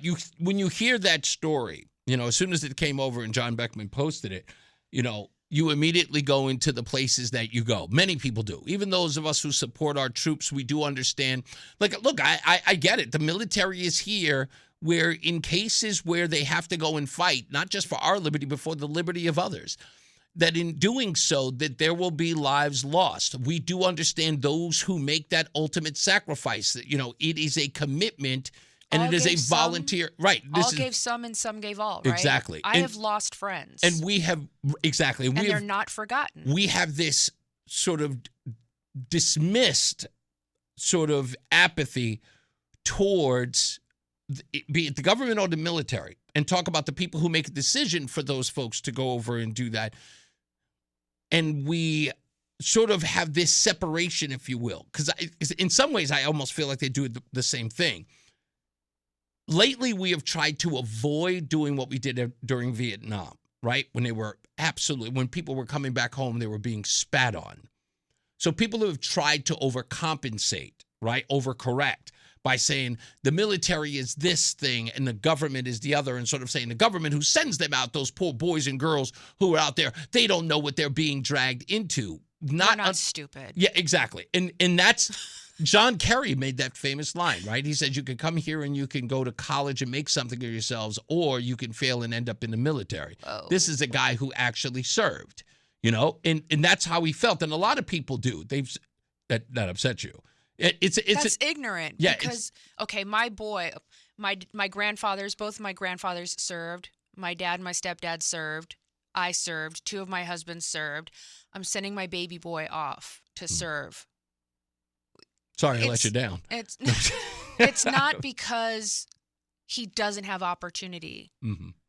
I think what a lot of people fail to appreciate about military service is that it's a calling. Mm. There's a desire. If somebody put it in front of you and you're like, hey, I actually think that's a great idea. They're not doing it to say, yeah, you can go to college and that's all you're going to do. That's not how, you've obviously never spoken with a recruiter. Mm. And it's a calling. I don't have a strong, overwhelming desire to be a stockbroker. I don't have a strong, overwhelming desire to be a used car salesman. Never have. I always wanted to join the military, and everybody has a calling. And when that calling comes to you, how dare somebody else turn around and denigrate that? It's well put. Let's take another check of weather and traffic. And I appreciate you letting a lot of people know about that, Rozan. Really do. Let's take another check of weather and traffic. Mark Christopher, he is at the BPS Lawyers Traffic Center. Hey, Mark. We're back. Stupidest thing I read today coming up in a minute. It is about two crazy stories. One is the old BBC story I was talking about. But this other story was in the New York Post yesterday about a comedian writer who is now depressed about the polyamorous relationship she chose. Which is wild because there's a degree. The weird part about this story is that what we're seeing more and more is that the so-called feminists, right, who are breaking all the rules, right, getting rid of the patriarchy, if you will, or in some cases, doing what is empowering to their relationships, being monogamy is another thing that they're completely rejecting. So in doing so, they have sort of made their own messes of a relationship. So imagine this, Rozan, it's you and I. And you might have to use a different hypothetical relationship because just the thought of sharing you makes me stabby. Okay, fine. Okay. Fine. Okay. I know who I am. You don't want to leave here with me mad at you over some hypothetical thing. Okay. Because it will happen. I keep forgetting that sometimes you can be sometimes too brutally honest. Anyway, okay. So imagine a young woman who doesn't, she's very, I don't want to use the term loose because that's pejorative. I want to use, she's free flowing, right? Free thought, free living, free she's love. Hyper friendly with her body. Not that so much, but she is okay with the idea that people cannot be monogamous and that they need variety. This story sort of involves a woman whose husband introduced the idea that says, you know what? I don't want to be just with you. I want to see another woman. And he has someone in mind that he picked. And he is in a full-fledged relationship with that woman. And his wife, this woman who's writing the story and wrote a book about it, it says that she was absolutely comfortable with it. But when I break down what the living arrangement is, they moved her in, didn't they? Oh, yes, they did. And now he goes from one room to the other. I wish it was that crazy. Do they all share the same bed? It is even worse than that. I'm telling you, it is that crazy of a story. That's why I have to share it. It is by far the stupidest thing that I read today. But it shows how this liberalism thing has gone it's completely unhinged that I don't even understand it. And now this woman is writing about how she has some regrets but is still kind of living in the lifestyle. So it's like she knows it's unnatural. She sees it's unnatural, but still continues because it has more to do with conforming to this liberalism than doing what she knows is the natural way or the natural order of things. It's insane. It's sort of like pushing back on the traditionalism of our lives and just, because of that, she is willing to put her own self in a mental deficit. It's crazy. I just have to break the whole story down when we get back. Stand by for that. Mark Christopher, he is back. He is with the BPS Lawyers Traffic Center getting you home. Hey, Mark. All right, we're back. Let's do it.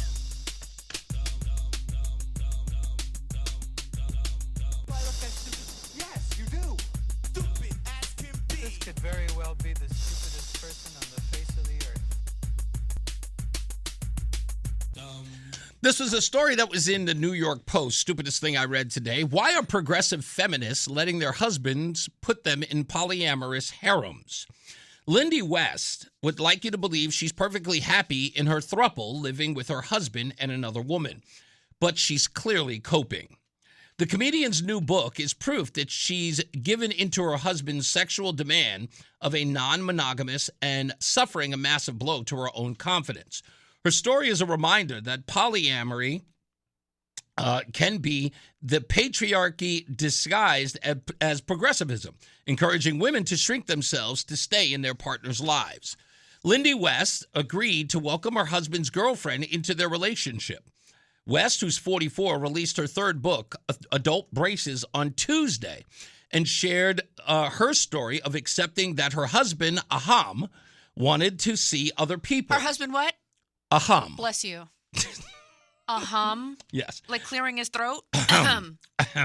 Yes. I was devastated, she told the New York Times. Our initial conversation was a lot of me crying and being like, I don't want anyone else. This was not her vision of their future. I thought we would probably have a baby or buy a house rather than mutually decide that they wanted to open up their marriage. It was presented to West as an ultimatum. Listen. Wait, let me finish. I know you want to go off here. God. Okay. She didn't put her foot down and say no. Instead, she embarked on a begrudging journey to accept her husband's new girlfriend out of fear of losing him. Susie Q, who's another person, says polyamory is the best dynamic for her, even after a traumatic experience.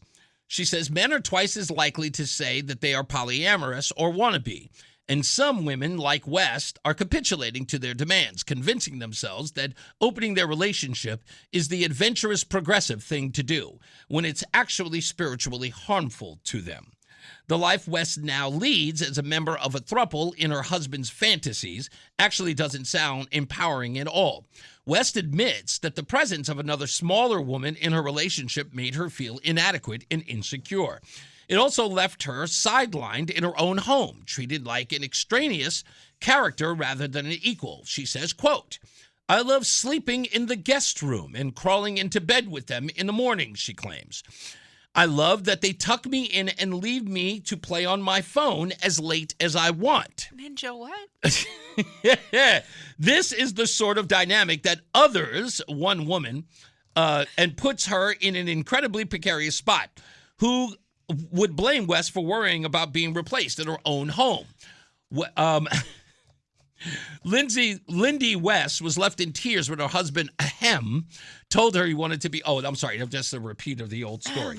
Anyway, Susie says that there are women who are getting hurt in polyamorous relationships. Heteronormative patriarchy is really the culprit, she says. And she's right. There's nothing more patriarchal than a man acquiring women like collectibles while holding onto a wife who is afraid he will leave her. Perhaps some people like Susie can pull off a healthy polyamorous dynamic.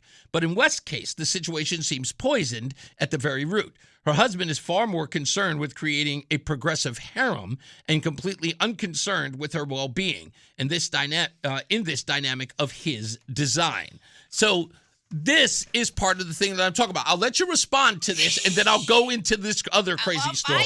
Go ahead. First of all, let's get rid of the heteronormative patriarchy. That's Bolshevik. What it is an insecure man who wants a lot of women. If you walked up to me today and said, hey, babe, so I was thinking we could have like an open relationship. By the way, I already met her. No, what you're telling me is you've been cheating on me, and now you just want me to accept it. Let me turn down the volume on this a little bit. Yes, this isn't a real scenario between you and I. I don't care. I'm mad at you now. This is... Ladies, if you feel like you have to share a man, don't. There are plenty of battery-operated boyfriends out there waiting for you that you will never have to talk to, that you never have to listen to chewing grapes real loudly in your ear, that you're never going to have to pick up his underwear off the floor.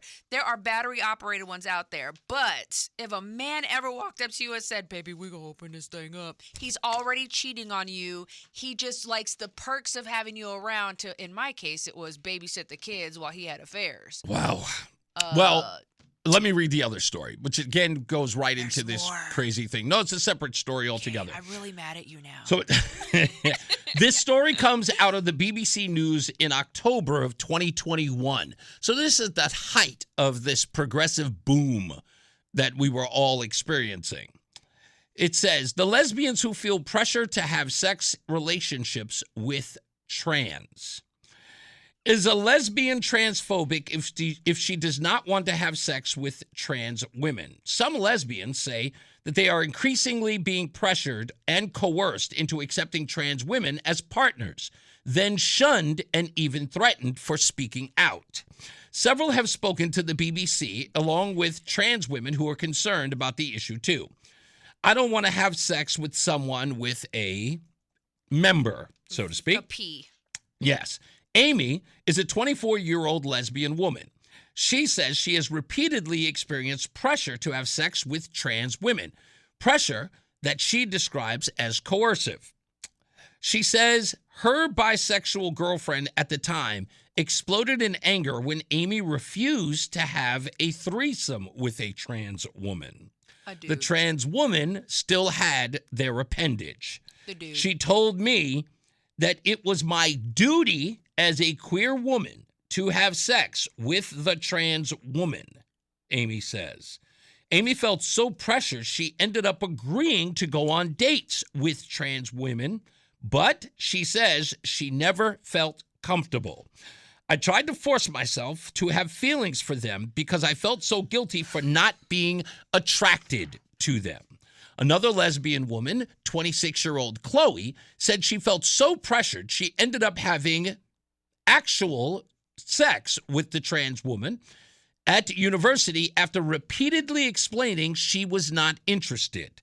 Quote, I felt bad for hating every moment, she says. Chloe said she was drunk and felt unable to leave the situation.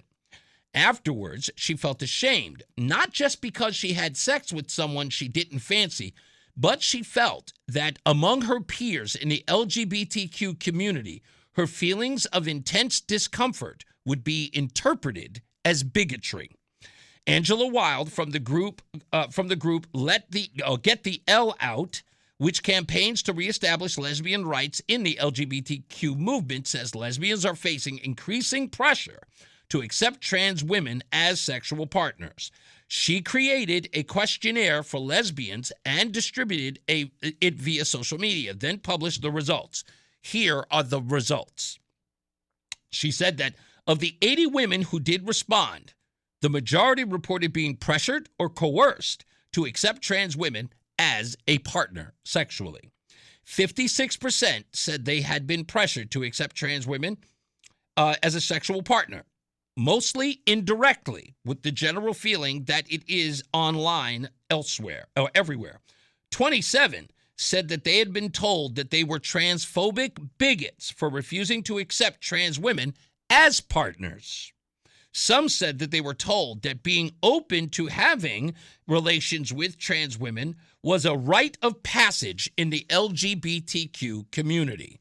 Angela says the pressure is coming from a small number of trans women and non-transgender activists. Dudes. Yeah, who believe that not wanting to have relations with someone with that genitalia is transphobic. Dudes. Yeah. Finding a new way to pressure women into having sex with them. Again, but this is what I'm talking about when I say that this, when it makes you do things against your own will. Like you, and this is not like somebody is being dragged into a situation, but the mentality is forcing you to do things with your own body. I want you to understand something from the perspective of a woman. Yes, right? please. As a young woman, there were times, I told you about the African guy that Yes. I needed a place to stay. I wake up in the middle of the night. There's this African guy. I moved into the apartment, into the room, and I wake up to the original apartment owner, if you will, a very substantial African man, butt naked, pawing all over me in the middle of the night. That's what I woke up to, right? The assumption was that because I was there, obviously I was interested in engaging in relations with this insanity person.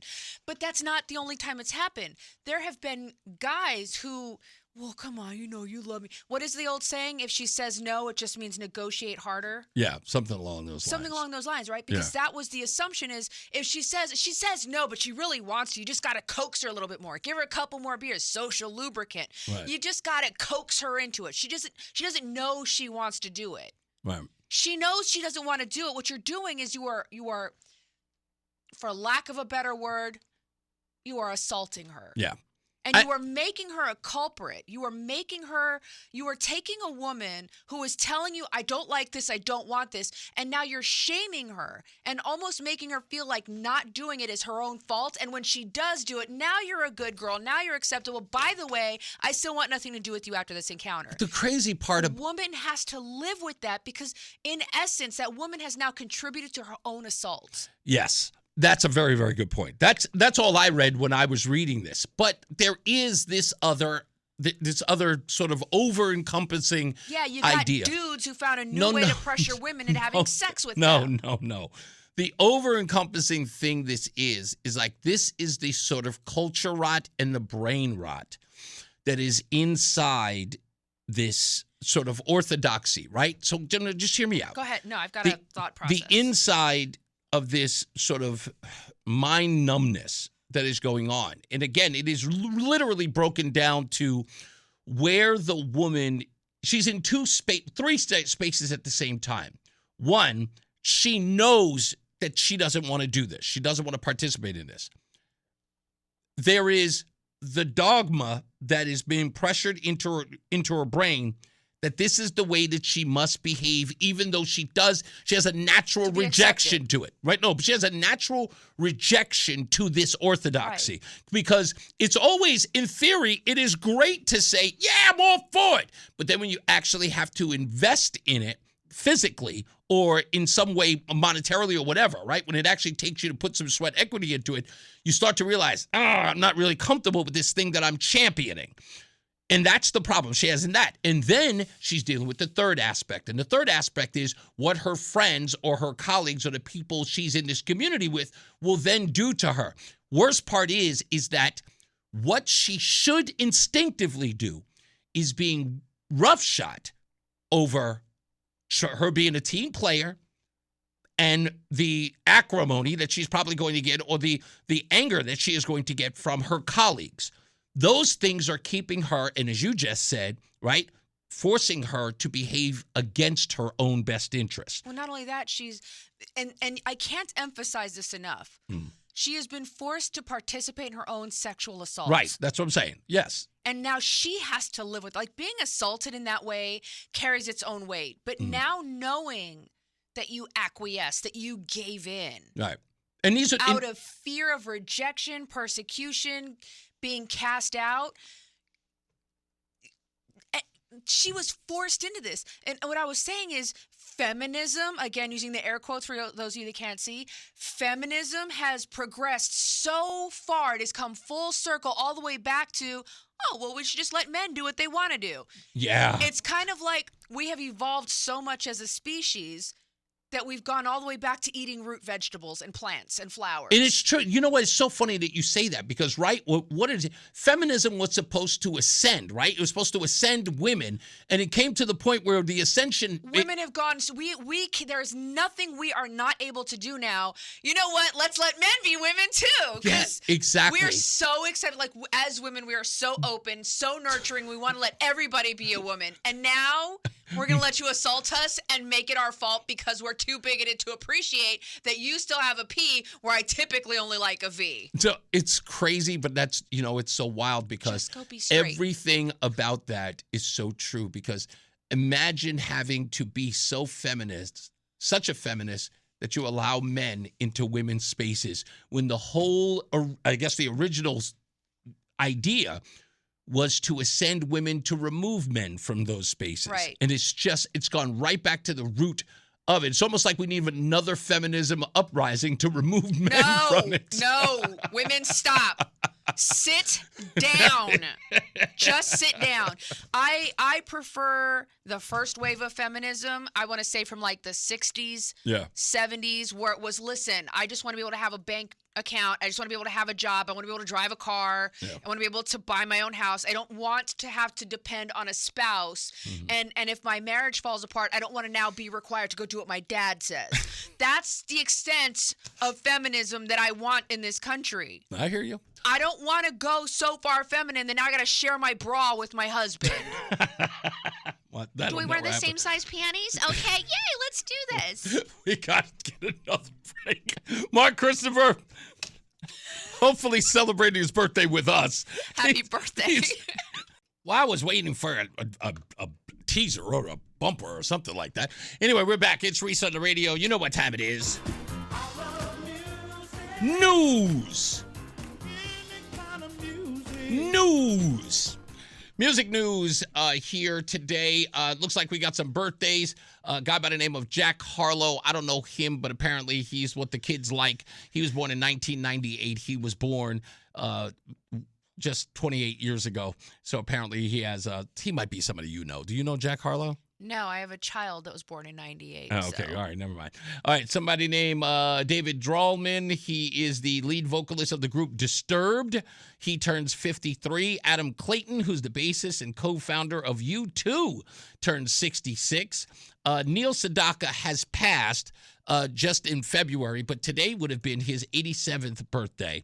As well. Popular albums. 31 years ago, Radiohead released their breakthrough second album called The Bends back on March 13th, 1995. It peaked at number 4. I never got into Radiohead, but a lot of people did.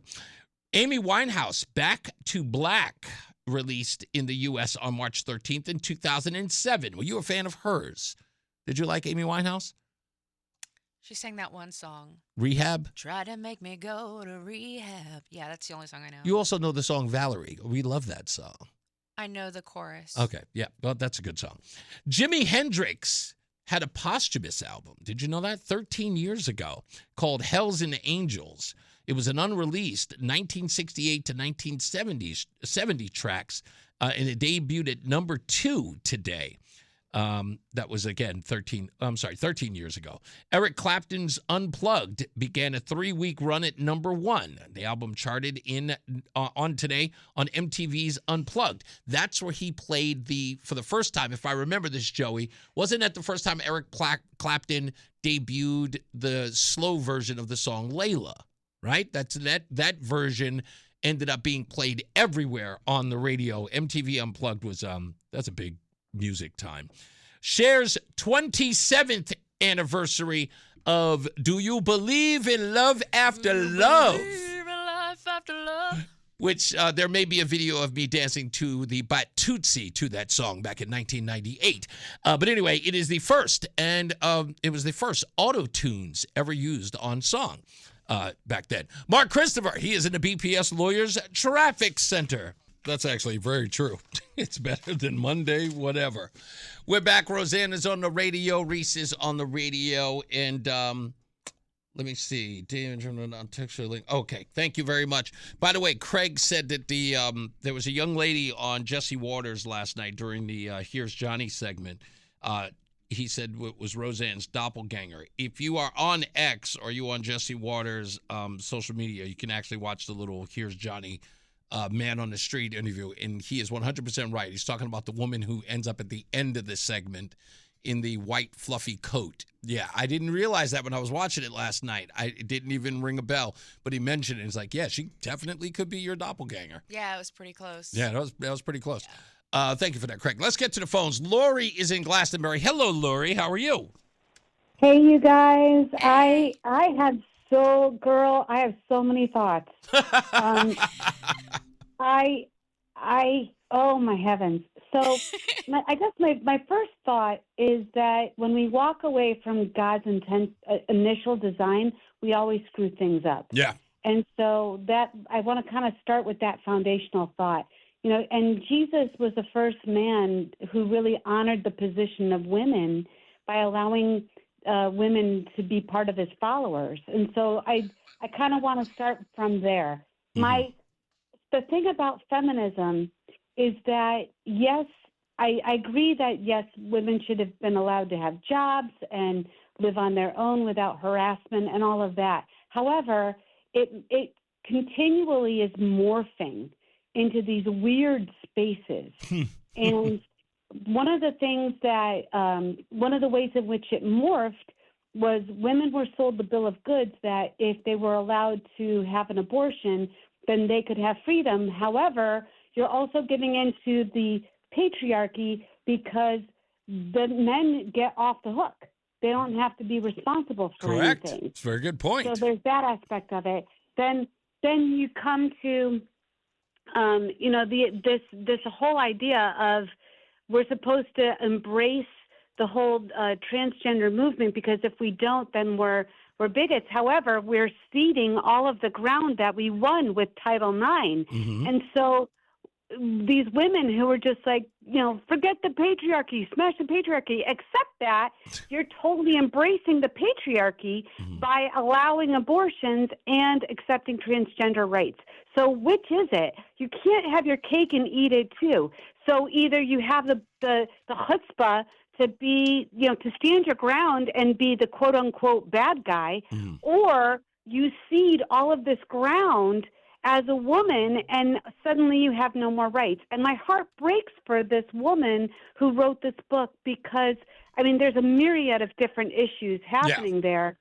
But again, I just come back to the idea that when we walk away from God's initial design, we always screw everything up, and it never ends. It never ends well. Yeah. It just doesn't. Yeah, it is a mess. But you're right.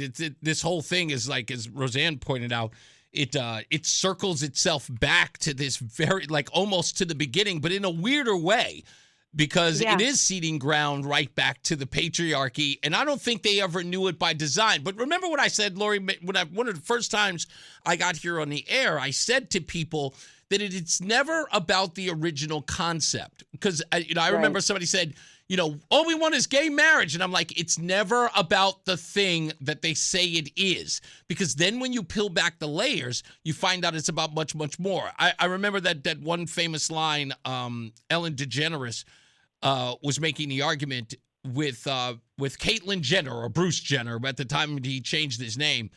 And he said, why can't we have civil unions? And Ellen DeGeneres' argument was, because we have to have the word. The word is the most important thing. And I went, wait a minute. I thought you wanted the same rights.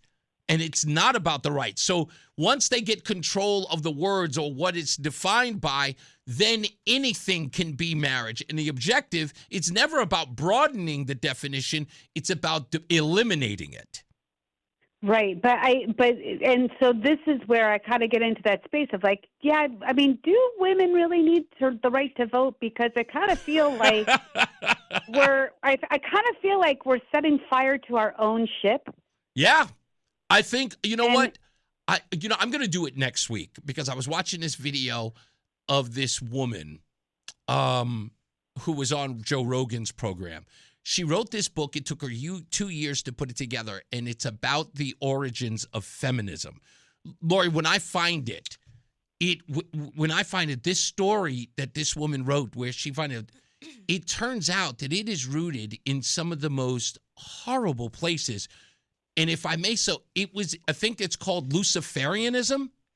Oh, yeah. Makes sense. Yeah, it says We call it Satan worship. Yeah, they were. In fact, a lot of these feminists had signed a screed, if you will, an arrangement to sort of align themselves with Luciferians and Lucifer as their god. Well, because here's. I'm sorry, I'm interrupting. No, it's okay. But from the first government that was ever put in place into the earth was that of the family. That was the first government. And who has tried to attack it ever since? Hello? Yeah.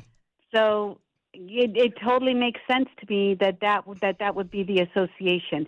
And again, my heart is just so full for you guys, like getting baptized and all that other stuff. I'm so happy for you both. Thank you. We really appreciate that. Thank you, Lori, as always. You're welcome. Got it. Bye-bye. Let me get Phyllis real quick. I promised her yesterday that I would bring her back. I know. I got you, sweetie. Hey, Phyllis, how are you? So you grew up with the brothers from Toto? It's actually my husband's first cousin. Really? Oh, wow. So okay. So you're related by marriage. Okay, so who's Rosanna? Is it me? Okay.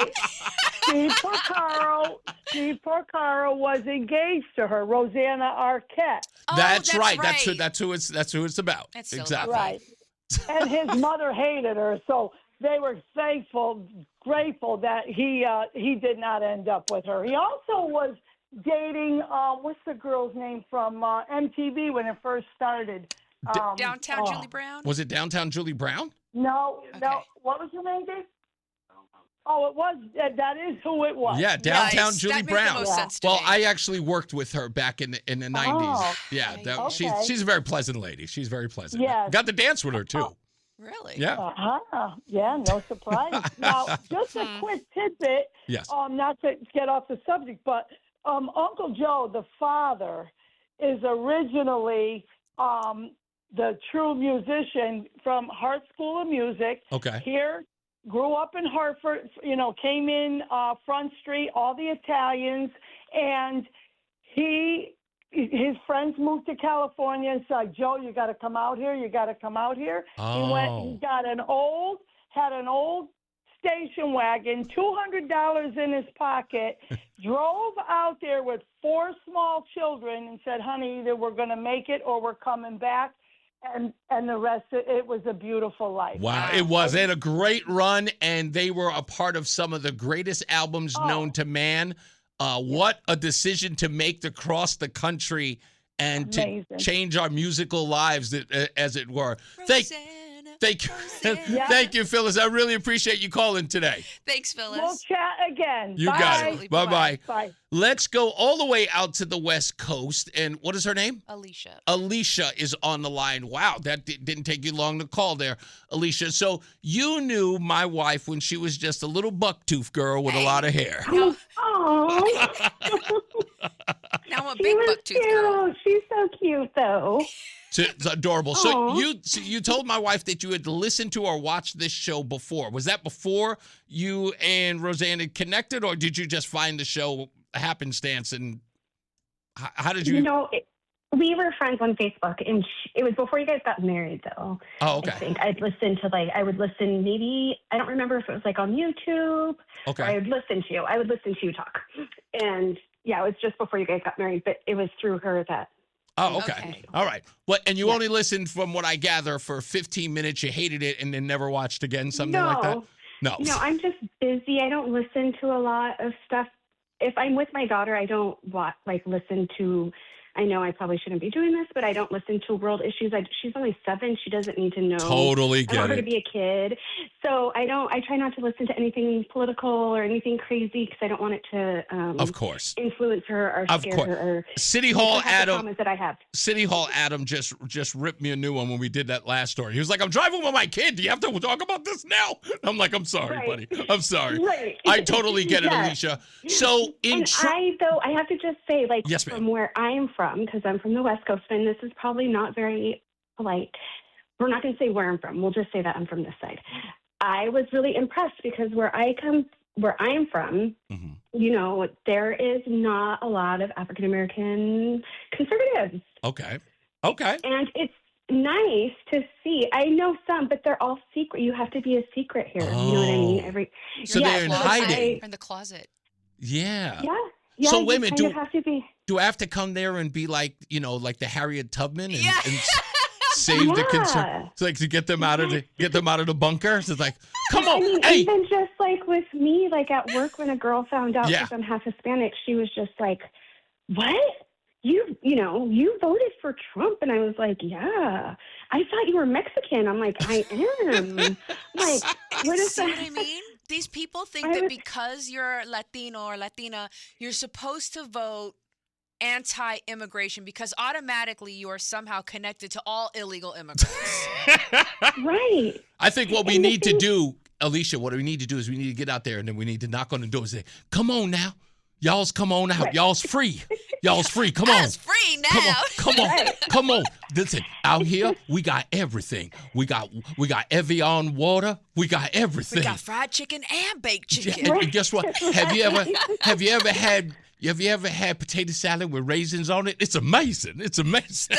Right. I'm serious. It's so crazy. It's changed so much. It used to not be that when I moved here, 30 years ago or over 30 years ago from Hawaii. Yeah. But it's definitely changed, and it's just it's mind-boggling to me. Now, It's I was interesting. I was telling Reese when we were kids, we didn't differentiate or separate ourselves based on race. That for us, it was about music.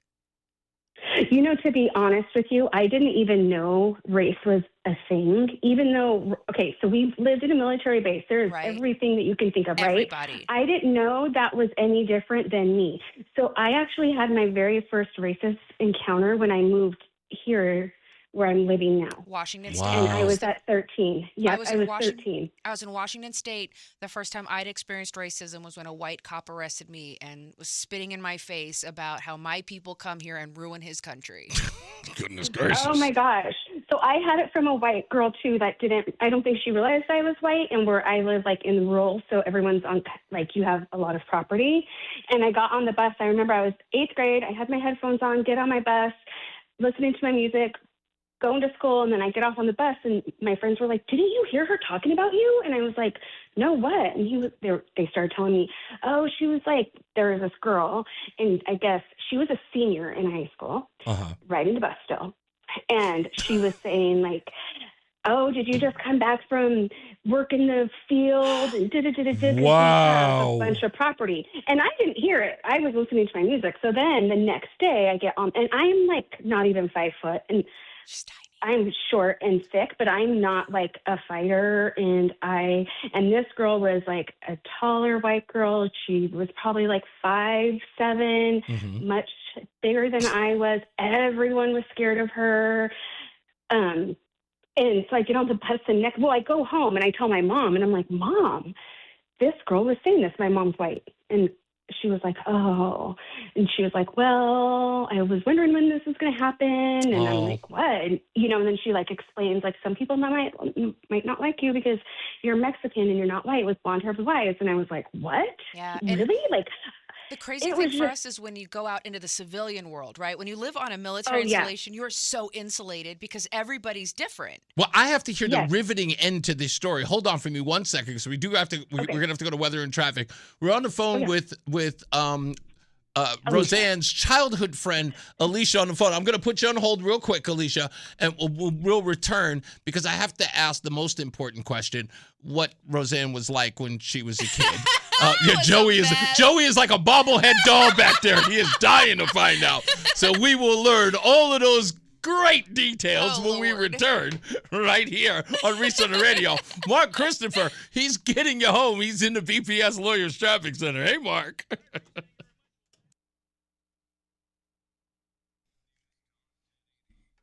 Okay, we're back. Reese on the Radio, Rozan on the Radio is here. We've got her friend Alicia on the line. We'll get to her in a quick second. I feel like I should get some popcorn for this one. I got you comfy in here. Because I want to get her to finish her story about the girl who is racist to her, but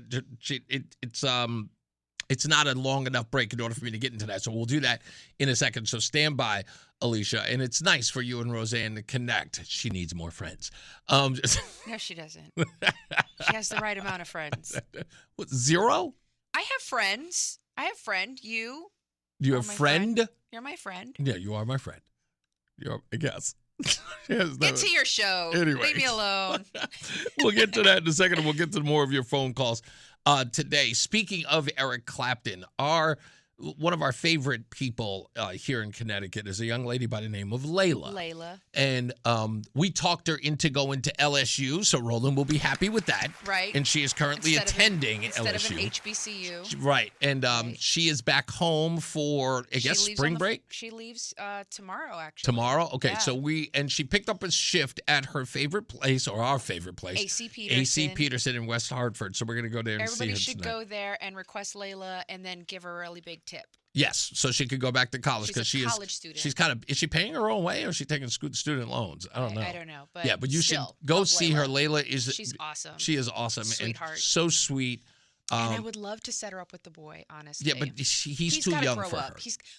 Yes, chronologically, but spiritually, he needs to grow up a little bit. And if before we like Layla, we shouldn't be hooking her up with really anybody like we know. Layla. Yeah, we do. We do. So if you're ever around there, you do like, because we love the folks at AC Peterson as well. And the kids there are great. And I love the atmosphere with all of those young people and, sort of the ice cream soda shop kind of deal. You know what I mean? It's like, it's so nostalgic and Rockwell, very Norman Rockwell. very, you know, it's very Connecticut. Yeah, Yeah. exactly. So it's nice to see that. I've not seen that in a while. It's nice to know it still takes place. So we're going to be going there tonight to go see Layla and to go wish her well as she goes back to college tomorrow. So we'll be back with that. So stand by. We've got Alicia on the line. She's all the way out in Washington State. We are far-reaching. What? I can't say her name? No, we're just trying to not push out where she was at, but Nobody's going to look for her. It's not that kind of deal. It's a friendly show. that's true. All right. We're going to get with Mark Christopher. He is in the BPS Lawyers Traffic Center. Mark, by the way, are we doing anything for our birthday today? Oh, okay. Okay. Oh, you do have a cake. No doubt. There better be milk involved, Mark. Nice. What do you mean, milk involved in what? Mark's not. You haven't gotten a story with Mark and milk? Oh, I've got to hear this because I can't drink milk. No, you can't. No, I can't. You shan't. It shall not. Anyway, so you got milk, you got cake, and are we allowed to ask how old are you now? I knew it. Life goals. Life goals. Hey, by the way, do you know that you can go online and see how much money you can get from Social Security? That's probably like -$7. Yeah. I actually looked it up last night, and you know what? I'm not eligible yet, but it's coming. It's coming. What are you going to get, like $4 a month? It's a lot more than that, Roseanne. 8? It's rent money. Reese on the radio, Roseanne on the radio here. Let's get back to Alicia because we got some other phone calls we got to get to. Alicia, sorry about that. We're confined by the time. Okay, so you get back home and your mother tells you that you were finally, she finally says, oh, I thought you were going to have to deal with this. You tell me when you get back to school, what do you do with the 5'7", you call that tall, that's weird, girl who is in school? Well, I get on the bus. We go to different schools, but we rode the same bus. So I get on the bus after she gets on the bus. We're ended up on the bus at the same time because actually I think she got on the bus after I did. And she sits down. I have my headphones in. I'm acting like I normally do on the bus, just looking out the window, and she starts her mouth. And I got up and I turned around and I got in her face and I started yelling at her and, probably saying really inappropriate things for my age at the time. But I know I told her and I don't judge people at all, but I did call her white trash because her house is horrible. And I was like, your filthy mouth. How dare you? And I was like, and then I'm like, did your dad serve in the military? Because I was very proud. My dad served for 28 years in the Navy. I was very proud of that. I'm like, my family did more for this country than you did, and you're trying to call me. Oh, I just went off, and she didn't say anything. She sat down, turned around. We go to school. I get off the bus, and everyone's like, dude, you just told her. Oh, I almost said her name. You just told her to do that. I was like, oh my gosh, it was a big thing, and I was like, she's like, how are you trying to talk shit to me when you live in a dump? It's okay, I got her. It's like, no. And then I gotta watch the potty mouth. Sorry. That's okay. We got. That's what we have the dump button for. We got you. So what I wanted to say was that Alicia, after you took care of the bully, I just want to quote the famous Tupac movie, "You have the juice now." But anyway, so that's just an old reference. So, okay, now most people are dying to know because you knew her when she was, well, how old did you know each other? How old were both of you when you knew each other? You were like 12, 13 years old? Yeah. No, younger. Oh, even younger. It was 89. Well, how old does he? 89 you to remember 92. the years. I don't. Yeah, so I was 11. Okay, so, I guess, 11, because we're both the same age. Okay, so you guys are preteens. You guys are preteens. And it's the late 80s, early 90s. Music is incredible then. We got Prince, Michael Jackson, Madonna. Crisscross and all that other stuff. So what was my Roseanne like? I know she had the wild hair going on and she was as skinny as a rail. What was What was she like? Was she fun? Was she feisty? She was fun. She's always been feisty. I think they, after having a daughter, they come out that way. They just come out feisty. Yeah. She's always been feisty. I don't really remember being at her house much. I feel like you were always with me at my house. I was always at your house, yeah. Okay. Yeah, I feel like I remember she kind of like her parents were very strict. Mm-hmm. And so I know when she would come to my house, like I feel like she would let loose and like we would do the modeling thing. I mean, could you imagine if your mom saw those pictures? Oh my gosh. Yeah. Yeah. Uh-huh. I just saw And the this is, like, pictures, back and in I the know day. Deborah, so I know she would have not been happy No. with those bathing suit pictures. Yes, I know. That's like she was fun. I remember having so much fun with her, and it was. She was very self-conscious of, because she was so skinny, because she was probably like the skinniest person back then, right? You Yeah. just Do you lost think? your teeth with my arm. I was so skinny. It must have been Right. amazing living in Hawaii because that's got to be every place you turn or look. It's got to be beautiful landscapes Oh, it is. everywhere. And It is. Were you there for the lunar eclipse? I was the night. So yeah, remember we all went down to the beach. It was so dark. I just remember That everything going was so really dark. crazy. Yeah. well, It was listen. kind of scary. I appreciate you reconnecting with her, and of course listening to the show.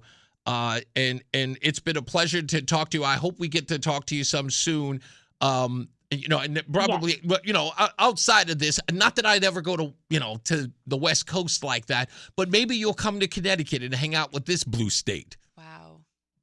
As long as it's better than this one. This one's a little nuts. We can make it happen. They are neck and neck trying here. We'll work on it. It's okay. I live in the country, so I'm not around a bunch of blue people, thankfully. Yeah, don't worry, you'll be fine over here. Alicia, thank you again Thank for you. calling and Yes, checking thank out the you, show. guys. Okay. I'll talk to you Bye. soon. Yes, All right. you're welcome. Okay, Bye-bye. Bye. Let's go to Scott, who's in the car. Thanks for holding on, Scott. What do you got?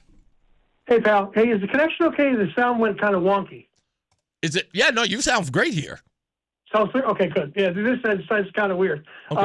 Well, I got to tell you got me again with the splattering the windshield with my beverage when you were when you were trying to dance around the world polyamorous. I was Trying to doing find the my right best. word. I was trying not to say anything that was disrespectful I'll or say it. or, That's what I'm here for. or say anything that would be considered blue in Oh. content. That's why. Lord, I'm driving. I burst. I start bawling, laughing, and I'm in the background. I'm going hooker. I'm trying. It was hilarious. And then all of a sudden, as soon as Roseanne said the guy's name was Ahem, I off the highway. I had to park the car. I mean, how perfect of a name is like Ahem. That's the sound you get when you propose the idea to the wife that's got some. That's something right. else to stand up to. It's like. Ahem. You get like polyamorous, and all of a sudden she's like, ahem. How about poly asphalt? You can walk, Hey, Yes, sir. I told you about the touched by God moments with music. Yes. Silver Spring. Did you ever give that to Roseanne? You know what? I did not, but I listened to it after the show when you mentioned it, and I totally get what you're talking about because I'll tell you, there are several moments when you hear something live and you go, how many times do you think they had to rehearse it to get it that good? You know what I mean? And you mentioned, you were talking about birthdays today, and another one came to my mind. You were talking about David Draymond from the band Disturbed. Yeah. Have you ever heard of them? I did. In fact, Craig in the car just sent me the live video of that as well. And you're right. The Conan O'Brien? Yes. In fact, that one is often played when we lived in Virginia. They often played that on the DC 101 station, that version. That live version, it is absolutely, it's another flawless moment. But I had to call and tell you that you were making me spit my beverage on my windshield again. That was hilarious. Thank you. Roxanne, you were killing me too. Have a good weekend, guys. Thank you. Bye-bye. Thanks, you too. People still, you know what, if you notice that, they still are kind of like that inflection. They still call you Roxanne. I know. I caught it. You caught it at the end, right? I you know what?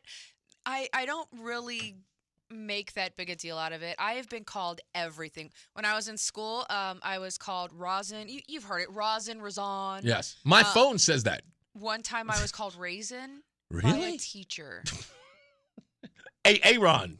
Right, exactly. But my last name always got people, my maiden name. So Yeah. That's really? That's You can't say my maiden name. So, of course I can. You can now. I made you practice, but It is easy. I can do Go ahead. all the Go ahead. Cifuentes. there you go. You can do it now. Yeah, I can do all the Puerto Rican names. My ex used to just call me Sifu, and it's not Puerto. I'm gonna throw something hard at your head. My ex used to just call me Sifu. Wait a minute. Is there something wrong with saying it's a Puerto Rican name? Yeah, I'm not Puerto Rican.